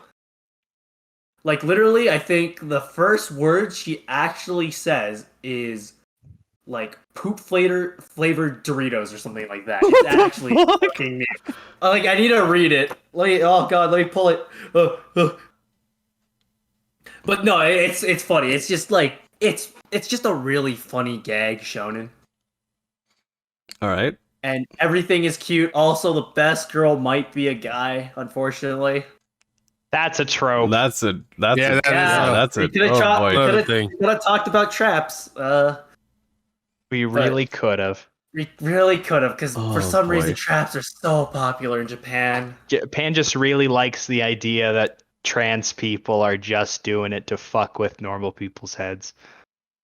God damn it, Japan. They really like that dynamic. God damn it, Japan. Okay. I don't know any other like type of culture that still calls, unless it's like some sort of like incredibly conservative group that still calls like, I guess like kind of like the transvestite style of dress like a trap. Well, I mean, but it's still like really permeated. I'm not saying Morgan specifically. It's really permeated the anime culture. Still, like I'm not calling out Morgan for using it. Like it's still just a solid term for an archetype in anime. It was the animes who came up with it. Well, no, it's a 70s term for when you would like take someone home from the club and they trap you. Yeah, I'm pretty sure the anime community, more specifically, it's because of 4chan and Guilty Gear specifically. Of course, fucking 4chan. Okay, to be fair, like because it comes from the character Bridget, which you wouldn't know is a girl until you like read their story. Yeah, it went from like a physical trap at like clubs and bars to being a digital trap, and because 4chan loves them jokes, they were then trapping you with thinking you were looking at a girl when it's not a girl. Oh my god. Okay, so Morgan, would you like to start your pile, or would you like said my pile? Comey cannot communicate. All right, Michael, you're up. I grabbed like all of my books because I thought this was gonna be I thought it was gonna be a tournament arc. Recommendation. I gave 2 recommendations of Rook Trigger and Kobe can't communicate. Tournament arc. Okay. All right. So let me put my books. Here's my first one. It's a joke. It's a self-help book. I found it like a public library, but that face freaks me out so much. Fuck? And I kept it. I was very disappointed. It's anime. I was very disappointed because it's not as good, and I just wanted to call out Dr. Wayne W. Dyer. If this gets back to him, your book is not as enticing as your cover is. Is that Dr. Phil? No, it's Dr. W. D. Dyer. Look at him. What the looks hell? like Dr. Phil. He almost looks like Dr. Phil, actually. Okay, now I'm actually getting to the manga I have. Wait, what is that? I saw that. This is the only one I have of Ninja Slayer, but Ninja Slayer is a hilarious, timeless, goofy romp. It does have fan service in it, but I do appreciate how the characters... The joke of the series is the characters are all very well-rounded, but they all have these obnoxious, like, Sonic character style designs. Like this is set in a techno future based around ninja assassins, And some of these ninjas are named Ninja Slayers 1. The final boss is called the Gatekeeper. She Gaslight. Probably he's a villain. There's a girl boss. There's a kite ninja. There's a ninja with just a shuriken on his back, and his name is Giant Shuriken. Or it's huge. Oh my god. Sick. Huge shuriken. I don't think Michael will bring. I don't know if he'll bring it up, but Ninja Slayer also has an anime adaptation by Trigger, aka the Kill la Kill guys, and it is the most lazy piece of animation they have ever done, and I love it. The whole thing is this fantastic joke where the trailer has all of the actual animation the series has, and the rest is done like South Park if the characters didn't move. Well, it's just motion tweening. It's literally just motion tweening. That's amazing. It's just tweening with like a clear like stand-in character sheet of Ninja Slayer, and then he stands and then he wobbles a little bit to get the talking. It's so funny because like if you actually read the series, it's very energetic. It's something perfect for Trigger. Like they clearly could have done the next Gurren Lagann or Kill la Kill with it, but instead they wanted to play a little joke. My girlfriend got me this for my birthday. It's called What's Michael. It's just Garfield. But I can't recommend enough anything from what's it called? I think it's called what's the magazine called? It's called Morning Magazine.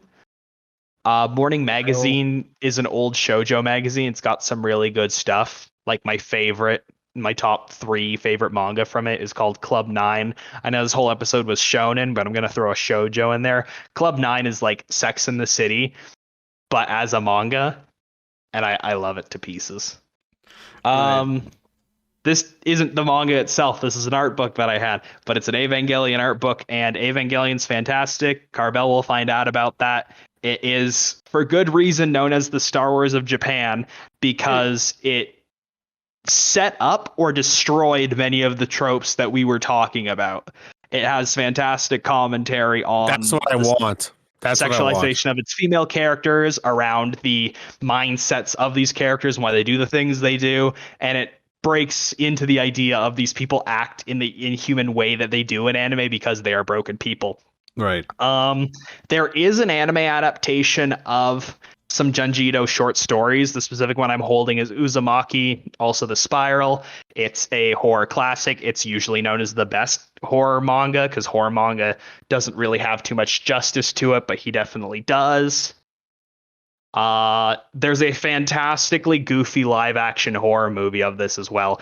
Junji Ito's characters are paper thin and the art's okay, and he'll admit it, but Junji Ito lives and dies on how just absolutely fucking nuts his premises are.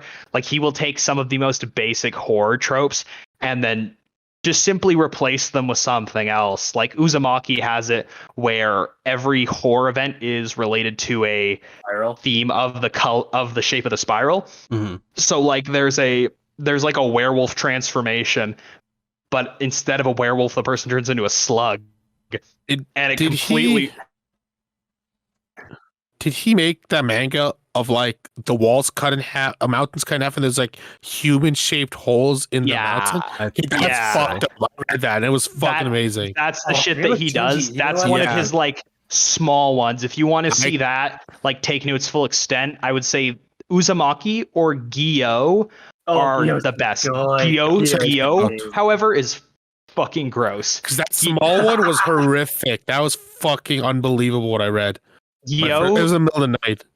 Gyo kind of knows what's up. Gyo takes the idea of like, what if an organism's like internal digestive system, like the gut and the methane in the gut, and turned it into a internal combustion engine. Content warning! Content warning! By the way, that's it is really nasty. Man, that sounds brutal. That's like off my alley. Junji Ito is known for just making shit. Yeah, I only saw that one small one, and I was like sold already. I was like, I gotta see more of this guy. That one's not really that gross. He gets really gross with a lot of his stuff, but if you liked how that story had nothing in the characters and nothing in the world, it was simply just this one really fucking creepy idea. That's what he does best. That's he what does I like. it better than anyone. Yeah. What was you gonna say, Morgan? I was just gonna say, if you want like from Junji Ito, if you want something more like character based and more like actually like Junji Ito put thought into the writings of the characters, probably read Tomie. Yeah. Yeah, because Tomie is probably his best like written work. He also did my favorite adaptation of Frankenstein. He takes such an accurate like angle to Frankenstein because everyone knows the classic 1930s, it's alive, and then there's lightning rods and everything. But like during the time that Frankenstein came out, there would have been a completely different idea towards surgery and a surgeon's laboratory, and they take that very accurately, as well as how the book portrays Frankenstein. Frankenstein is made to be like 9 feet tall because a human is not supposed to be made in that time period from body parts. Right. And they do everything in the book that the movies never really care to because it's always really out there. My favorite is still one time the monster meets Frankenstein and the monster's like, don't try and run. You know I'm stronger and taller than you. I literally just killed a bear with my bare hands for breakfast. Just don't think you can run away from me at this point. We need to talk. It's very fascinating. It's very fascinating. And so is Junji Ito. I got one more horror one. I don't even know if Morgan's going to have read this person. Go Tanabe does adaptations of old horror stories, and he did this one at the Mountains of Madness, and all of his manga covers look like perfume boxes. Like, this is so sexy for a book cover. That is very clean. And you get what you ask for. It's just an H.P. Lovecraft story. Doesn't feel particularly racist. Like, it's a pretty cut and dry adaptation, but it doesn't try and like feed into any type of like xenophobic undertones that are in a Lovecraft story, because sometimes Lovecraft adaptations have like caricatures of other races in them too. And this one doesn't feel hateful. It just feels like very classic scary. Yeah. All right, good to know. Yeah. Sorry. Both. Kentaro Miura, if you've not heard of him, this is actually my last one. If you have not heard of Kentaro Miura, he passed away recently. It is very tragic, but the whole thing with Kentaro Miura's life was he loved to draw. He loved to put all of his time and effort into either Idolmasters. Morgan wanted me to say it. I saw his eyes. Either Idolmaster or making these fantastic comics. The two biggest ones he's done are Berserk, which you can read a lot of. There's 38 of these volumes, and it's just the prettiest manga you will ever read. It's a fantastic fantasy story. It's really fucking brutal. And then Gigantomachika is the one I always give my friends to introduce them to him. It's a really surreal, like classic 60s sci-fi story set a million years in the future. And I think the art honestly just speaks for itself. Oh, that's really pretty. Concept and characters beyond compare. Actions legible. Very detailed. He can pack a lot in one panel, which is an art, a talent. There's a reason why he only, like, in his last year of living, he only had 2 chapters out for Berserk. Yeah. You know, besides the Idolmaster playing. That's my stash, guys.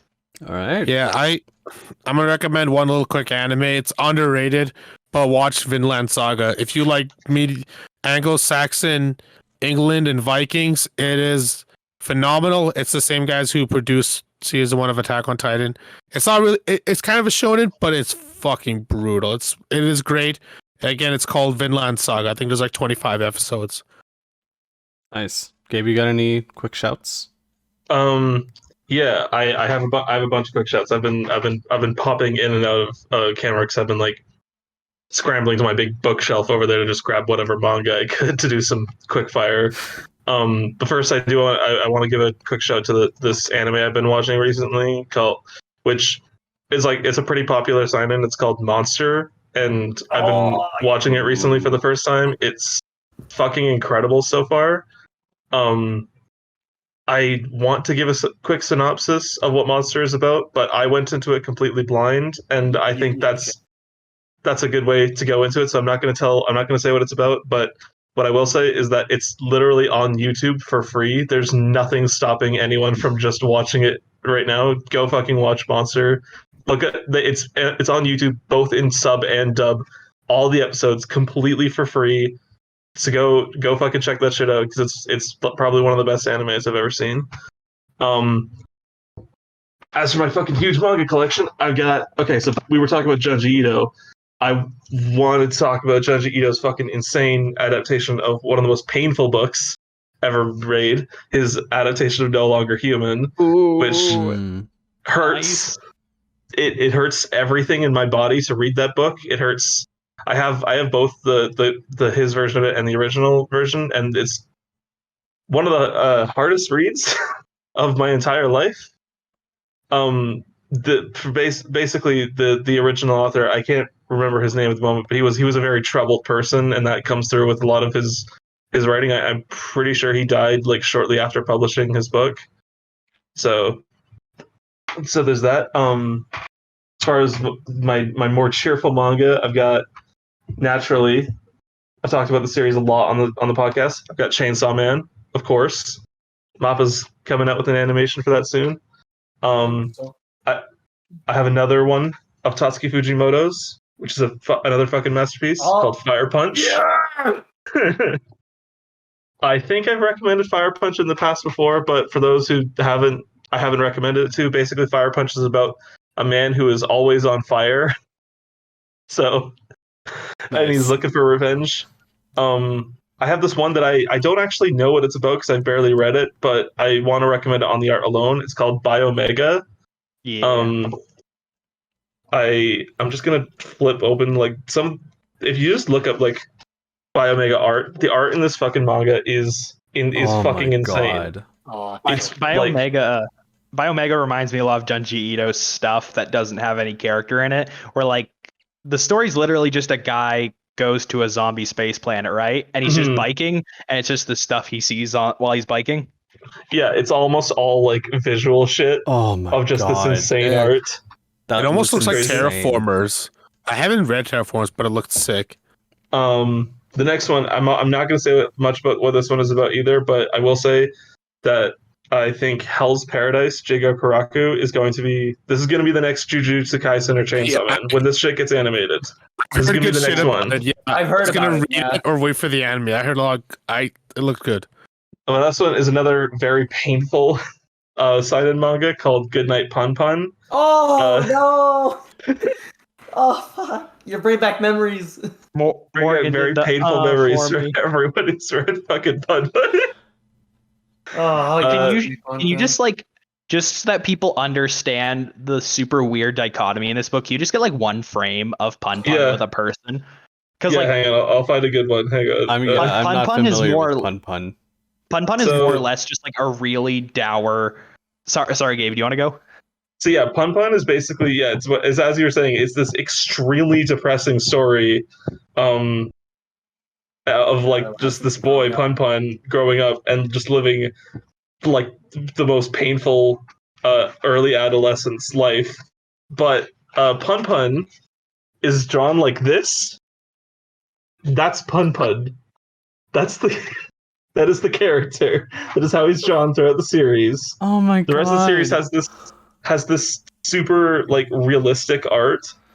And it like so the art is like very highly detailed, very incredible, and then Pun Pun is just like just shatters all of that. It's fucking wonderful, and it's also one of the most like horrifyingly depressing mangas and stories that I think I've ever read in my entire life. Go read it. 10 out of 10. It'll ruin your life. You'll hate yourself. When I've had one or two people ask about that, and when I describe it, I describe Goodnight Pun Pun as like Requiem for a Dream, where it's just like this super intimate breakdown of a person's terrible life, but instead of it being like one of the characters in Requiem for a Dream, it's like Daffy Duck. Yeah. And you just can't process like specifically the bird from the Peanuts, because it looks a lot like it. And it's just like this character who is just like one singular line and stick legs just goes through a lot, man. Oh my god. It just goes through a lot. What's also that movie? It's like about like the World War II bombing. It's like Fireflies, I think it's called. Grave of the Fireflies. Yeah, that's another. Yeah. That was fucking sad. That's another that's a personal recommendation for me. Any if for those listening, if someone has told you about a Studio Ghibli movie, any Studio Ghibli movie, see said Studio Ghibli movie, they're fantastic. Okay, they're like I think Pompoko's the best. of course you'd say that. I love Pompoko. I'm sorry. I know like nearly every Studio Ghibli movie is like its own incredibly beautiful respective art film, but like Pompoko is just like this beautifully drawn, dirty version of Over the Hedge. And like I cannot watch like Spirited Away or Mononoke at like any point in the day, but like I could watch Pompoko on repeat. Pompoko fucking kills me every time. I wonder if you watch it stoned. That feels like a trip. I think like the second time I watched it stoned, and I was like, no, I could tell if I was sober, this would still be fucking hilarious. All right. Nice. I guess that's pretty much everything that we need to say. All recommendations out of the way. God, fuck, this was a chaotic episode. You're welcome. Yeah, thanks. Yeah, thanks guys for the content. With all of that being said, thanks everybody for listening and have a good night. Good night, everybody. Bye. Good night. Good night, everybody. Oh, lights off. Lights damn. off. Oh shit. Lights Hey off. Google, turn off the lights. Oh fuck it. I still have my lights on. Oh my god. Okay, and fade to black. Do it, editor me. Do your fucking job.